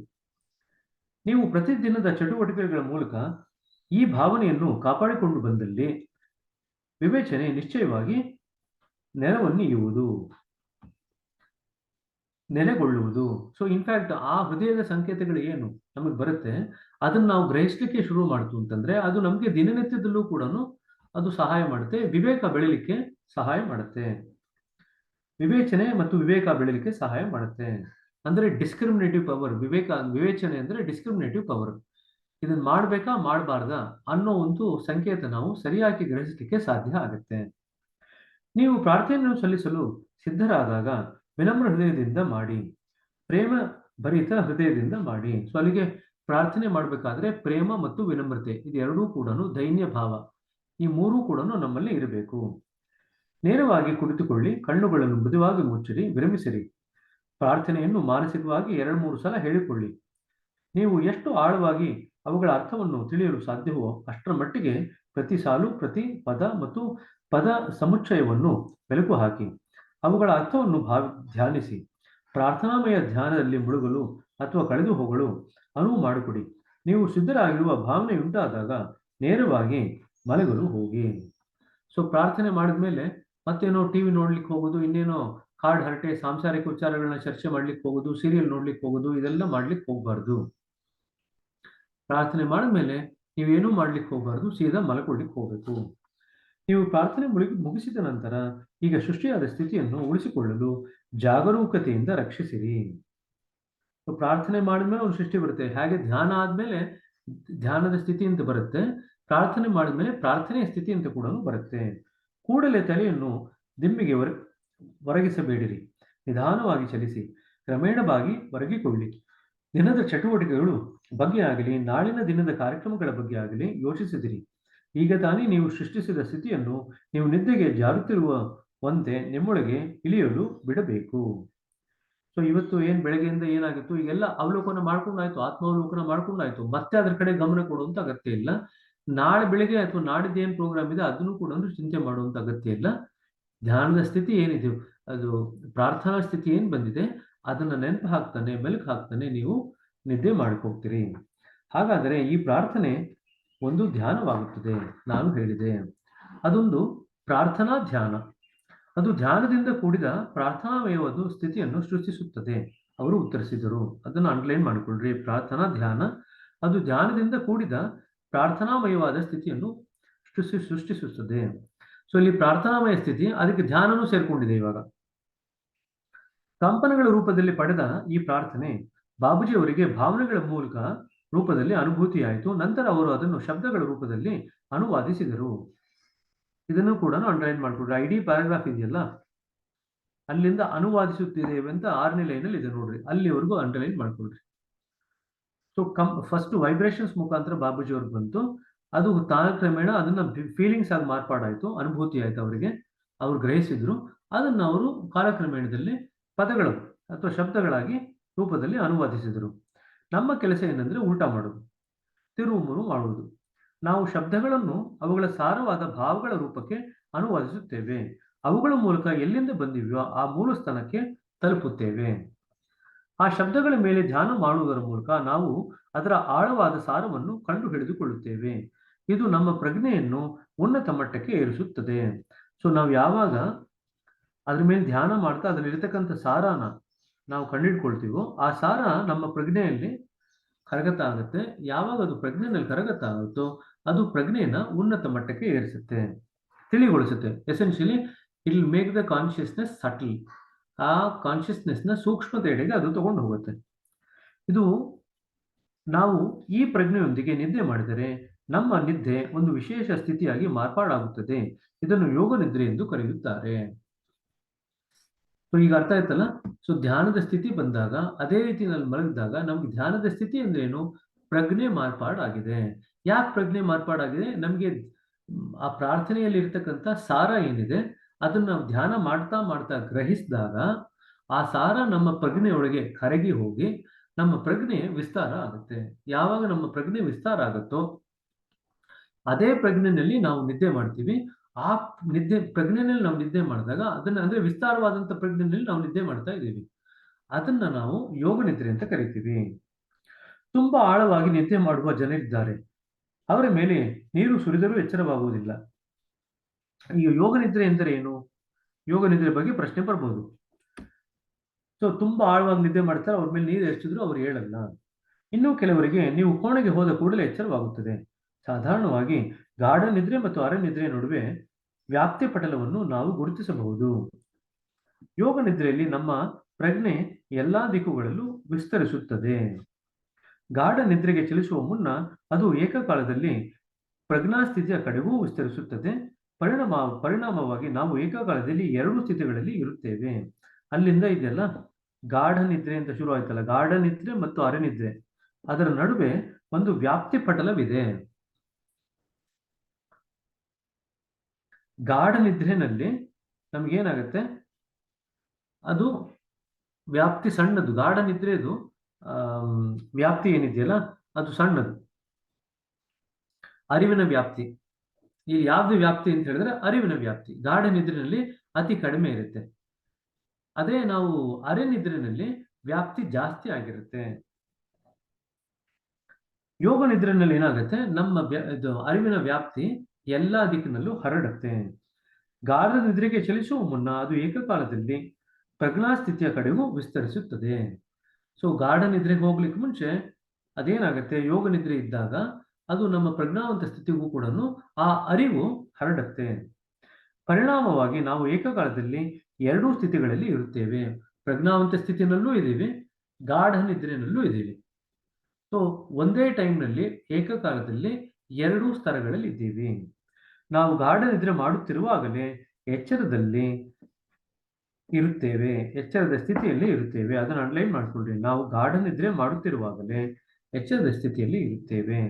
ಹಾಗಾಗಿ ಯೋಗ ನಿದ್ರೆಯಲ್ಲಿ ಕೇವಲ ಭೌತಿಕವಾದ ಮತ್ತು ಮಾನಸಿಕವಾದ ವಿಶ್ರಾಂತಿಯನ್ನು ಪಡೆಯುವ ಬದಲಾಗಿ ನಾವು ಪ್ರಜ್ಞೆಯನ್ನು ವಿಸ್ತರಿಸಲು ಸಹ ಸಾಧ್ಯವಾಗುತ್ತದೆ. ಸೊ ಯೋಗ ನಿದ್ರೆಯ ಒಂದು ವಿಶೇಷತೆ ಅಂದರೆ ನಮ್ಮ ಪ್ರಜ್ಞೆ ವಿಸ್ತಾರವಾಗುತ್ತೆ. ಆದರೆ ವಾಸ್ತವವಾಗಿ ಇನ್ನೂ ಹೆಚ್ಚಿನದು ಈ ಸ್ಥಿತಿಯಲ್ಲಿ ಸಂಭವಿಸುವುದು. ಒಬ್ಬ ಯೋಗಿ ಇತರ ಸ್ತರಗಳಲ್ಲಿ, ಇತರ ಆಯಾಮಗಳಲ್ಲಿ, ಇತರ ಸಮಯಗಳಲ್ಲಿ ಕೆಲಸ ಮಾಡಬಹುದು. ಸೂಕ್ಷ್ಮ ಶರೀರದ ಪ್ರಯಾಣವು ನಡೆಯುವುದು. ಅಲ್ಲಿ ಭೌತಿಕ ಶರೀರದ ಮಿತಿಗಳು ನಿಮ್ಮ ಕಾರ್ಯಗಳಿಗೆ ಅಡ್ಡಿ ಬಂದು ಇವೆಲ್ಲ ನಡೆಯಲು ಯೋಗ ನಿದ್ರೆ ಅಡ್ಡಿ ಬಾರದು. ಇವೆಲ್ಲ ನಡೆಯಲು ಯೋಗ ನಿದ್ರೆ ಬಹಳ ಸಹಕಾರಿ. ಸೊ ಯೋಗ ನಿದ್ರೆಯ ಮಹತ್ವ ಹೇಳ್ತಾ ಇದ್ದಾರೆ, ಏನೇನೆಲ್ಲ ಆಗತ್ತೆ ಅಂತ. ಅಲ್ಲಿ ಒಂದು ಯೋಗಿ ಬೇರೆ ಸ್ಥಳಗಳಿಗೆ ಹೋಗಿ, ಬೇರೆ ಆಯಾಮಗಳಿಗೆ ಹೋಗಿ, ಬೇರೆ ಸಮಯಕ್ಕೆ ಹೋಗಿ ಕೆಲಸ ಮಾಡ್ಬೋದು. ಸೂಕ್ಷ್ಮ ಶರೀರದ ಪ್ರಯಾಣ ಕೂಡ ನಡೆಯುತ್ತೆ. ಸ್ಥೂಲ ಶರೀರದ ಅಡೆತಡೆಗಳೇನಿದೆ ಅದು ನಮ್ಮನ್ನು ಬಾಧಿಸಲ್ಲ. ಸೊ ಹಾಗಾಗಿ ಇವೆಲ್ಲ ನಡೆಯಲು ಯೋಗ ನಿದ್ರೆ ಸಹಾಯಕಾರಿ. ಅದನ್ನು ಪೂರ್ತಿ ಅಂಡರ್ಲೈನ್ ಮಾಡ್ಕೊಂಡೆ. ಅಲ್ಲಿಂದ ಮೊದಲನೇದಿಂದ ಎಲ್ಲಿಂದ ಒಬ್ಬ ಯೋಗಿ ಇದೆಯಲ್ಲ ಅಲ್ಲಿಂದ ಸಹಕಾರಿ ಏನಿದೆ ಅಲ್ಲಿವರೆಗೂ ಅಂಡರ್ಲೈನ್ ಮಾಡ್ಕೊಳ್ರಿ. ಅದು ಯೋಗ ನಿದ್ರೆನ ಆಗ್ತಕ್ಕಂಥ ಸಾಧ್ಯತೆಗಳನ್ನ ವಿವರಿಸ್ತಾ ಇದೆ. ಆದರೆ ಇದು ಚರ್ಚೆಗೆ ಗ್ರಾಸವಾಗುವ ಬದಲಾಗಿ ವೈಯಕ್ತಿಕ ಅನುಭವವಾಗುವ ವಿಷಯ. ನಾವು ಹಂಚಿಕೊಳ್ಳಬಹುದಾದ ವಿಕಾಸದ ಹಂತರ ಪ್ರಕಾರ ಯಾವುದನ್ನು ಗ್ರಹಿಸಲು ಸಾಧ್ಯವೋ ಅದರ ಬಗ್ಗೆ ನಾವು ಗಮನ ಹರಿಸೋಣ. ಅಂದ್ರೆ ಈಗ ಅಪ್ರಸ್ತುತ, ಮುಂದಕ್ಕೆ ಯಾವಾಗಲೂ ನಿಮ್ಮ ಅನುಭವ ಆದಾಗ ಅದರ ಬಗ್ಗೆ ಚರ್ಚೆ ಮಾಡೋಣ ಅಂತ ಹೇಳ್ತಾ ಇದ್ದಾರೆ. ಅವಶ್ಯಕವಾಗಿ ಯೋಗ ನಿದ್ರೆ ಬೆಳಗಿನ ಧ್ಯಾನದಲ್ಲಿ ನಮ್ಮನ್ನು ಪ್ರಜ್ಞಾನದ ನಭೋ ಮಂಡಲಕ್ಕೆ ಹಾರಲು ಸಿದ್ಧಗೊಳಿಸುತ್ತದೆ. ಇದನ್ನ ಅಂಡರ್ಲೈನ್ ಮಾಡ್ಕೊಳ್ರಿ. ಯೋಗ ನಿದ್ರೆ ಬೆಳಗಿನ ಧ್ಯಾನದಲ್ಲಿ ನಮ್ಮನ್ನು ಪ್ರಜ್ಞಾನದ ನಭೋ ಮಂಡಲದಲ್ಲಿ ಹಾರಲು ಸಿದ್ಧಗೊಳಿಸುತ್ತದೆ. So it will help us to soar into the sky of the super consciousness in the morning meditation. So ಇಲ್ಲಿಗೆ ನಾವು ಸೂಪರ್ ಕಾನ್ಶಿಯಸ್ನೆಸ್ ಬೆಳೆಸ್ಕೋಬೇಕಾದ್ರೆ 3 ದಾರಿಗಳು ಉಂಟು. ಒಂದು, ಯೋಗ ನಿದ್ರೆ ಬೆಳೆಸ್ಕೊಳಿದ್ರೆ ನಾವು ಬೆಳಗ್ಗೆ ಎದ್ದು ಮೆಡಿಟೇಷನ್ ಮಾಡಿದಾಗ ಸೂಪರ್ ಕಾನ್ಶಿಯಸ್ನೆಸ್ ಹೋಗ್ಲಿಕ್ಕೆ ಸುಲಭ ಆಗುತ್ತೆ. ಎರಡನೇದು ಪಾಯಿಂಟ್ ಎ ಮೆಡಿಟೇಷನ್, ಮೂರನೇದು ಪಾಯಿಂಟ್ ಬಿ ಕ್ಲೀನಿಂಗ್. ಈ 3 ಬೆಳೆಸ್ಕೊಳ್ಳೋದ್ರಿಂದ ನಾವು ಸೂಪರ್ ಕಾನ್ಶಿಯಸ್ನೆಸ್ಗೆ ನಮ್ಮ ಧ್ಯಾನದಲ್ಲಿ ಹೋಗೋದು ಅತಿ ಸುಲಭ ಆಗುತ್ತೆ. ಅದನ್ನು ಹೇಗೆ ಮಾಡುವುದು ಎಂದು ಕೇಳಿದೆ. ಯಾವುದೇ ಧ್ಯಾನದ ಸ್ಥಿತಿಯನ್ನು ನಮ್ಮ ಮನೋಭಾವಗಳು ನಿರ್ಧರಿಸುತ್ತವೆ. ದಾಜಿ ಹೇಳಿದರು, ಈ ಮನೋಭಾವಗಳು ಕ್ರಮೇಣ ಬೆಳೆಯುತ್ತವೆ ಮತ್ತು ಕ್ರಮೇಣ ಮಾಯವಾಗುತ್ತವೆ. ನೀವು ಅಗತ್ಯ ಬಿದ್ದ ಕೂಡಲೇ ಬೆರಳು ಚಿಟಿಕೆಯಿಂದ ಬೇಕಾಗುವ ಧ್ಯಾನ ಭಾವವನ್ನು ಪಡೆಯಲಾರಿರಿ. ಅದು ಈಗಾಗಲೇ ನಿಮ್ಮಲ್ಲಿ ಇರಬೇಕು. ಆದರೆ ನೀವು ಬೆಳಗ್ಗೆದ್ದ ಕೂಡಲೇ ಧ್ಯಾನ ಮಾಡಿದರೆ ಆ ಭಾವ ನಿಮ್ಮಲ್ಲಿ ಯಾವಾಗ ಬೆಳೆದಿರುವಾಗ ಅವಕಾಶವಿತ್ತು? ಅದು ನಿಜವಾಗಿ ನಿದ್ರೆ ಮಾಡುತ್ತಿರುವಾಗ ಇರಬೇಕು. ಸೊ ಸಾಮಾನ್ಯವಾಗಿ ಧ್ಯಾನದ ಸ್ಥಿತಿ, ಧ್ಯಾನದ ಮನೋಭಾವ ಇದೆಯಲ್ಲ, ಆ ಮನೋಭಾವನ ನಾವು ಬೆಳೆಸ್ಕೋಬೇಕು ಅಂತ ಹೇಳ್ತೀವಿ. ಧ್ಯಾನದ ಮನೋಭಾವನ ಯಾವಾಗ ಬೆಳೆಸ್ಕೊಳ್ಳೋದು? ಧ್ಯಾನದ ಮನೋಭಾವನ ನಾವು ಪ್ರಾರ್ಥನಾಮಯ ಸ್ಥಿತಿಯಿಂದ ರಾತ್ರಿಯಲ್ಲಿ ನಿದ್ರೆ ಮಾಡಬೇಕಾದ್ರೆ ಬೆಳೆಸ್ಕೋಬಹುದು ಯೋಗ ನಿದ್ರೆಯ ಸಹಾಯದಿಂದ. ಇದಕ್ಕಾಗಿ ನಾವು ಮಲಗುವ ಸಮಯದಲ್ಲಿ ಸರಿಯಾದ ಬೀಜವನ್ನು ಬಿತ್ತಬೇಕು. ಹೌದು ಎಂದರು ದಾಜಿ. ಮಲಗುವ ಸಮಯದ ಪ್ರಾರ್ಥನೆಯು ಮೂಲದೊಂದಿಗೆ ಒಂದಾಗುವ ನಿರೀಕ್ಷೆಯುಳ್ಳ ಪ್ರಾರ್ಥನಾಮಯವಾದ ಪ್ರಜ್ಞೆಯನ್ನು ಪ್ರಚೋದಿಸುತ್ತದೆ. ಇದನ್ನು ಅಂಡರ್ಲೈನ್ ಮಾಡ್ಕೊಳ್ರಿ. ಮಲಗುವ ಸಮಯದ ಪ್ರಾರ್ಥನೆಯು ಮೂಲದೊಂದಿಗೆ ಒಂದಾಗುವ ನಿರೀಕ್ಷೆಯುಳ್ಳ ಪ್ರಾರ್ಥನಾಮಯವಾದ ಪ್ರಜ್ಞೆಯನ್ನು ಪ್ರಚೋದಿಸುತ್ತದೆ. ಈ ನಿರೀಕ್ಷೆ ರಾತ್ರಿ ಪೂರ್ತಿ ತುಂಬಿಕೊಳ್ಳುತ್ತದೆ ಮತ್ತು ಬೆಳಗಿನ ಹೊತ್ತಿಗೆ ನಾವು ಧ್ಯಾನವನ್ನು ಅಂತರಂಗದ ಹಿಗ್ಗಿನೊಂದಿಗೆ ಮಾಡಲು ಹೊರಟಾಗ ಅದು ನಮ್ಮನ್ನು ಮೂಲ ಸ್ಥಿತಿಯ ಆಳಕ್ಕೆ ಕರೆದೊಯ್ಯುತ್ತದೆ. ನೀವು ಪ್ರಾರ್ಥನಾಮಯ ಸ್ಥಿತಿನಲ್ಲಿ ಮಲಗಿದಾಗ ಧ್ಯಾನ ಮಾಡ್ತಾ ಪ್ರಜ್ಞೆ ವಿಸ್ತಾರ ಆಗುತ್ತೆ ಅಂತ ಹೇಳಿದೆ. ಆಲ್ರೆಡಿ ನೀವು ರಾತ್ರಿ ಮಲಗಬೇಕಾದ್ರೆ ಪ್ರಜ್ಞೆ ವಿಸ್ತಾರವಾಗಿದ್ರೆ ನೀವು ಬೆಳಗ್ಗೆ ಇದ್ದಾಗ ಏನಾಗುತ್ತೆ, ಬೇಕಾದ್ರೆ ರಾತ್ರಿ ಆ ಪ್ರಜ್ಞೆನ ಮತ್ತೆ ಸಂಕುಚಿತಗೊಳಿಸ್ತಕ್ಕಂಥ ಯಾವ ಅಹಂನ ಕ್ರಿಯೆಯನ್ನು ನಾವು ಮಾಡಲ್ಲ. ಅಹಂ ಒಂದೇ ನಮ್ಮ ಪ್ರಜ್ಞೆನ ಮತ್ತೆ ಸಂಕುಚಿತಗೊಳಿಸ್ಲಿಕ್ಕೆ ಸಾಧ್ಯ. ನಿದ್ದೆನಲ್ಲಿ ನಾವು ಯಾವುದೇ ಅಹಂಗೆ ಸಂಬಂಧಪಟ್ಟಂತ ಕೆಲಸ ಮಾಡಲ್ಲ. ಯಾವಾಗ ನಾವು ಅಹಂಗೆ ಸಂಬಂಧಪಟ್ಟಂತ ಕೆಲಸ ಮಾಡಲ್ವೋ, ನಾವು ರಾತ್ರಿ ಪ್ರಾರ್ಥನಾಮಯ ಸ್ಥಿತಿಯಲ್ಲಿ ಮಲಗಿದಾಗ ನಾವು ಅಂತರಂಗದಲ್ಲಿ ಮೂಲದೊಡನೆ ಒಂದು ಆಗುವ ನಿರೀಕ್ಷೆಯುಳ್ಳ ಸ್ಥಿತಿಯಲ್ಲಿ ನಾವು ಮಲಗಿದಾಗ ಏನಾಗುತ್ತೆ, ಆಲ್ರೆಡಿ ಪ್ರಜ್ಞೆ ವಿಸ್ತಾರವಾಗಿರುತ್ತೆ. ಆ ವಿಸ್ತಾರವಾದ ಪ್ರಜ್ಞೆಯ ಸ್ಥಿತಿಯಿಂದನೇ ನಾವು ಬೆಳಗ್ಗೆ ಎದ್ದು ಕಣ್ಣು ಮುಚ್ಕೊಂಡು ಧ್ಯಾನ ಮಾಡ್ಲಿಕ್ಕೆ ಶುರು ಮಾಡಿದಾಗ ಆಲ್ರೆಡಿ ನಮಗೆ ಪ್ರಜ್ಞೆ ವಿಸ್ತಾರವಾಗಿರುತ್ತೆ. ಹಾಗಾಗಿ ನಮ್ಗೆ ಸೂಪರ್ ಕಾನ್ಶಿಯಸ್ನೆಸ್ಗೆ ಬೆಳಿಲಿಕ್ಕೆ ಸಾಕಷ್ಟು ಸಹಾಯ ಆಗುತ್ತೆ. ರಾತ್ರಿ ಹೊತ್ತು ನಾವು ಪ್ರಾರ್ಥಿಸುತ್ತೇವೆ, ನಂತರ ಮಲಗುತ್ತೇವೆ. ನಾನು ಹೇಳಿದೆ, ಬೆಳಗಿನ ಹೊತ್ತು ಸಹ ನೀವು ಪ್ರಾರ್ಥಿಸುತ್ತೇವೆ, ಆದರೆ ನಾವು ಬೆಳಗಿನ ಹೊತ್ತು ಸಹ ನಾವು ಪ್ರಾರ್ಥಿಸುತ್ತೇವೆ, ಆದರೆ ನಾವು ಧ್ಯಾನಿಸುತ್ತೇವೆ. ನಾವು ನಿದ್ದೆಗೆ ಜಾರುವೆವೋ ಅಥವಾ ಧ್ಯಾನಿಸಲು ತೊಡಗುವೆವೋ ಎಂಬುದನ್ನು ಯಾವುದು ನಿರ್ಧರಿಸುತ್ತದೆ? ಈಗ ರಾತ್ರಿ ಪ್ರಾರ್ಥನೆ ಮಾಡಿ ಮಲ್ಕೊಂಡ್ಬಿಟ್ರಿ, ಈಗ ಬೆಳಗ್ಗೆ ಎದ್ದು ಪ್ರಾರ್ಥನೆ ಮಾಡಿ ಧ್ಯಾನಕ್ಕೆ ಹೋಗ್ತಾ ಇದ್ದೀರಾ. ಈಗ ಧ್ಯಾನ ಮಾಡ್ತೀವೋ ಅಥವಾ ನಿದ್ದೆ ಮಾಡ್ತೀವೋ ಅಂತ ಯಾವುದು ನಿರ್ಧಾರ ಮಾಡುತ್ತೆ ಅಂತ ಕೇಳ್ತಾ ಇದ್ದಾರೆ. ನಮ್ಮ ಪ್ರಜ್ಞಾಪೂರ್ವಕ ಉದ್ದೇಶ, ದಾಜಿ ಹೇಳಿದರು, ಕಾನ್ಶಿಯಸ್ ಇಂಟೆನ್ಷನ್, ಪ್ರಜ್ಞಾಪೂರ್ವಕವಾದಂಥ ಉದ್ದೇಶ. ನಾವು ಬೆಳಿಗ್ಗೆ ಧ್ಯಾನಿಸಲು ತೊಡಗುವ ಮುನ್ನ ಪ್ರಾರ್ಥನೆಯನ್ನು ಸಲ್ಲಿಸಿದಾಗ ರಾತ್ರಿ ಮಾಡಿದಂತೆ 2-3 ಸಲ ಪ್ರಾರ್ಥನೆಯನ್ನು ಹೇಳಬೇಕೆಂದಿಲ್ಲ. ನಾವು ಅದನ್ನು ಒಂದು ಸಲ ಮಾತ್ರ ಹೇಳಿಕೊಂಡು ಧ್ಯಾನ ಮಾಡಲು ತೊಡಗುತ್ತೇವೆ. ಸೊ ರಾತ್ರಿ 2-3 ಸತಿ ಹೇಳ್ಕೊಂಡು, ಬೇಕಂದ್ರೆ ಅರ್ಥನೆಲ್ಲ ಮೆಲುಕು ಹಾಕಬೇಕಿತ್ತು, ಆದರೆ ಬೆಳಗ್ಗೆ ಬರೀ ಒಂದು ಸತಿ ಹೇಳ್ಕೊಂಡ್ರೆ ಸಾಕು. ಯಾಕೆ ಅಂತ ಮುಂದಕ್ಕೆ ಬರೀತಾರೆ. ನೀವು ಮಲಗುವ ಮುನ್ನ ಸಮಯದಲ್ಲಿ ಸರಿಯಾದ ಭಾವದಿಂದ ಪ್ರಾರ್ಥನೆಯನ್ನು ಮಾಡಿದರೆ ಆ ಪ್ರಾರ್ಥನಾಮಯ ಸ್ಥಿತಿ ನೀವು ಬೆಳಗ್ಗೆ ಎದ್ದಾಗಲೂ ನಿಮ್ಮೊಂದಿಗೆ ಇರುತ್ತದೆ. ಅದಿಲ್ಲದಿದ್ದರೂ ನಿಮಗೆ ಬೇಕಾಗಿರುವ ಒಂದು ಲಘು ನೆನಪು ಮಾತ್ರ, ಕೇವಲ ಚಾಟಿಯ ನೆರಳಿನಿಂದ ಕುದುರೆ ಓಡುವಂತೆ ನಿಮ್ಮ ಒಂದು ಸಲದ ಪ್ರಾರ್ಥನೆಯಿಂದ ನಮ್ಮ ಅಂತರಂಗವು ಜೀವ ಕಳೆಯಿಂದ ತುಂಬಿಕೊಳ್ಳುವುದು. ಪ್ರಜ್ಞಾತೀತದ ನಭೋಮಂಡಲದಲ್ಲಿ ಹಾರುವುದು ಈಗ ಮಕ್ಕಳ ಆಟದಂತಾಗಿ ಆಗುವುದು. ಅಂದ್ರೆ 2-3 ಕೆಲಸ ಆಗ್ತಾ ಇದೆ. ರಾತ್ರಿ ಪ್ರಾರ್ಥನಾಮಯ ಸ್ಥಿತಿನಲ್ಲಿ ಮಲಗಿದ್ರಿ ಅಂದ್ರೆ ಅದೇ ಪ್ರಾರ್ಥನಾಮಯ ಸ್ಥಿತಿ ನಮಗೆ ಬೆಳಗ್ಗೆ ಇರೋದ್ರಿಂದ ನಾವು ಒಂದ್ಸತಿ ನಾವು ಪ್ರಾರ್ಥನೆ ಮಾಡಿದ ತಕ್ಷಣ ನಾವು ಧ್ಯಾನದಲ್ಲಿ ಆಳವಾಗಿ ಮುಳುಗಿ ಹೋಗ್ತೀವಿ. ಅದ್ರ ಜೊತೆಗೆ ನಾವೇನ್ ಮಾಡಿರ್ತೀವಿ, ರಾತ್ರಿ ಧ್ಯಾನದಲ್ಲಿ ಯೋಗ ನಿದ್ರೆ ಮಾಡ್ಲಿಕ್ಕೆ ಸಹಾಯ ಆಗುತ್ತೆ. ಅಂದ್ರೆ ನಮ್ಗೆ ಪ್ರಜ್ಞೆ ವಿಸ್ತಾರವಾಗಿರುತ್ತೆ. ಆ ವಿಸ್ತಾರವಾದಂತ ಪ್ರಜ್ಞೆ ಇಟ್ಕೊಂಡು ಧ್ಯಾನ ಮಾಡ್ಲಿಕ್ಕೆ ಶುರು ಮಾಡ್ತೀವಿ ಬೆಳಗ್ಗೆ. ಆವಾಗ ನಮ್ಗೆ ನಾವು ಪ್ರಜ್ಞಾನದ ಕಡೆಗೆ ಹೋಗ್ಲಿಕ್ಕೆ ಅತ್ಯಂತ ಸುಲಭವಾಗಿ ನಮ್ಗೆ ಅನುವಾಗುತ್ತೆ. ಸೊ ಇದನ್ನ ಪ್ರಾರ್ಥನೆ ಹೇಗೆ ಮಾಡ್ತೀರಿ ಅಂತ ಕೂಡ ನಿಮಗೆ ಎಕ್ಸಾಮ್ನಲ್ಲಿ ಪರೀಕ್ಷೆನಲ್ಲಿ ಒಂದು ಪ್ರಶ್ನೆ ಬರುತ್ತೆ. ಅದನ್ನ ನಾವೇನು 9 ಪುಟಗಳ ಡಾಕ್ಯುಮೆಂಟ್ ಏನು ಕಳಿಸಿದ್ವಲ್ಲ ಅದನ್ನ ನೋಡ್ಕೊಂಡು ದಯವಿಟ್ಟು ಅದರ ಹೆಂಗಿದೆ ಅದರ ಪ್ರಕಾರನೇ ಬರೀರಿ. ಯಾವುದೇ ಪಾಯಿಂಟ್ ಮಿಸ್ ಮಾಡ್ಲಿಕ್ಕೆ ಹೋಗ್ಬೇಡಿ. ಯೋಗ ನಿದ್ರೆ ಬಗ್ಗೆ ಪ್ರಶ್ನೆ ಕೇಳಿದಾಗ ಅಷ್ಟೇನೆ ಪ್ರಾರ್ಥನೆ ಬರೀಬೇಕಾದ್ರೆ ಯೋಗ ನಿದ್ದೆ ಬಗ್ಗೆ ಬಗೆರಿ. ಬರೀ ಪ್ರಾರ್ಥನೆ ಕೇಳಿದಾಗ ಯೋಗ ನಿದ್ರೆ ಬಗ್ಗೆ ಬರೆಯುವಂತ ಅಗತ್ಯ ಇಲ್ಲ, ಸರಿನಾ? ಸೊ ಪ್ರಾರ್ಥನೆ ಹೇಗೆ ಮಾಡ್ತೀರಾ ಅಂತ ಹೇಳಿ ಕೆಲವೆಲ್ಲ ನಿಮಗೆ 9 ಪುಟಗಳಲ್ಲಿ ಏನು ಡಾಕ್ಯುಮೆಂಟ್ ಅಲ್ಲಿ ಇದೆ ಅದರಲ್ಲಿ ನೋಡಿಕೊಂಡು ಅದನ್ನ ಅದೇ ರೀತಿಯಾಗಿ ಬರೆದ್ರೆ ನಿಮಗೆ ಎಕ್ಸಾಮ್ ನಲ್ಲಿ ಸಾಕಷ್ಟು ಸಹಾಯ ಆಗುತ್ತೆ. ಯಾಕೆಂದ್ರೆ ಈ ಎಲ್ಲ ಅಧ್ಯಾಯಗಳಿದೆಯಲ್ಲ, ಈ ಎಲ್ಲ ಅಧ್ಯಾಯಗಳಿಗಿಂತ ಹೆಚ್ಚಾಗಿ ಸ್ವಲ್ಪ ಸೂಕ್ಷ್ಮವಾಗಿರ್ತಕ್ಕಂಥದ್ದು, ಕ್ಲಿಷ್ಟಕರವಾಗಿರ್ತಕ್ಕಂಥದ್ದು ಈ ಪ್ರಾರ್ಥನೆಯ ಈ ಅಧ್ಯಾಯ. ಸೊ ನಮ್ಮ ನಿವೇದನೆ ಏನಂದ್ರೆ, ಮತ್ತೊಮ್ಮೆ ಇವಾಗ ಏನೆಲ್ಲ ಓದಿದೀವಲ್ಲ ಅದನ್ನೆಲ್ಲ ಓದ್ರಿ, ಇನ್ನೊಂದ್ಸತಿ ಅಂಡರ್ಲೈನ್ ಮಾಡಿಸಿರೋ ಪಾಯಿಂಟ್ನೆಲ್ಲ ಮತ್ತೊಂದ್ಸತಿ ಮೆಲುಕು ಹಾಕಿ, ನಾವೇನು ಯಾವ ಪಾಯಿಂಟ್ನಲ್ಲಿ ಸ್ವಲ್ಪ ವಿವರಣೆ ಕೊಟ್ಟಿದ್ದೀವಿ, ಇವತ್ತಿನ ರೆಕಾರ್ಡಿಂಗ್ ಇದೆ, ಆ ರೆಕಾರ್ಡಿಂಗ್ನ ಕೇಳ್ರಿ. ಸ್ವಲ್ಪ ಮಟ್ಟಿಗೆ ಮನಸ್ಸಿಗೆ ಸ್ಪಷ್ಟತೆ ಬರುತ್ತೆ. ಯಾವ್ಯಾವ ಪ್ರಶ್ನೆಗಳು ಬರಬಹುದು ಅಂತ ಸಹ ನಾವು ನಿಮಗೆ ಉಲ್ಲೇಖ ಮಾಡಿದ್ದೀವಿ. ಅದನ್ನು ಮನಸ್ಸಿನಲ್ಲಿ ಇಟ್ಕೊಂಡು ಮತ್ತೊಂದ್ಸತಿ ನೀವು ರಿವೈಸ್ ಮಾಡ್ತು ಅಂದ್ರೆ ನಿಮಗೆ ಸಾಕಾಗುತ್ತೆ. ಈಗ ಪ್ರಾರ್ಥನೆ ಚಾಪ್ಟರ್ ಮುಗಿದಿದೆ. ಗುರು ಚಾಪ್ಟರ್ ಮುಂದಿನ ಅಧ್ಯಾಯ ಗುರುವಿನ ಬಗ್ಗೆ, ಅದನ್ನ ಮುಂದಿನ ತರಗತಿಯಲ್ಲಿ ನೋಡೋಣ. ಏನಾದ್ರೂ ಪ್ರಶ್ನೆಗಳಿದ್ರೆ ಕೇಳಬಹುದು. ಅಥವಾ ನಾಳೆ ಎಷ್ಟೊತ್ತಿಗೆ ಬ್ರದರ್? ಸಂಡೇ ಅಲ್ವಾ? ನಾಳೆ ಸಾಯಂಕಾಲ ಮಾಡೋಣ. ಮುಂಚೆನೆ ಹೇಳ್ರಿ ಬ್ರದರ್ ಎಲ್ಲರಿಗೂ.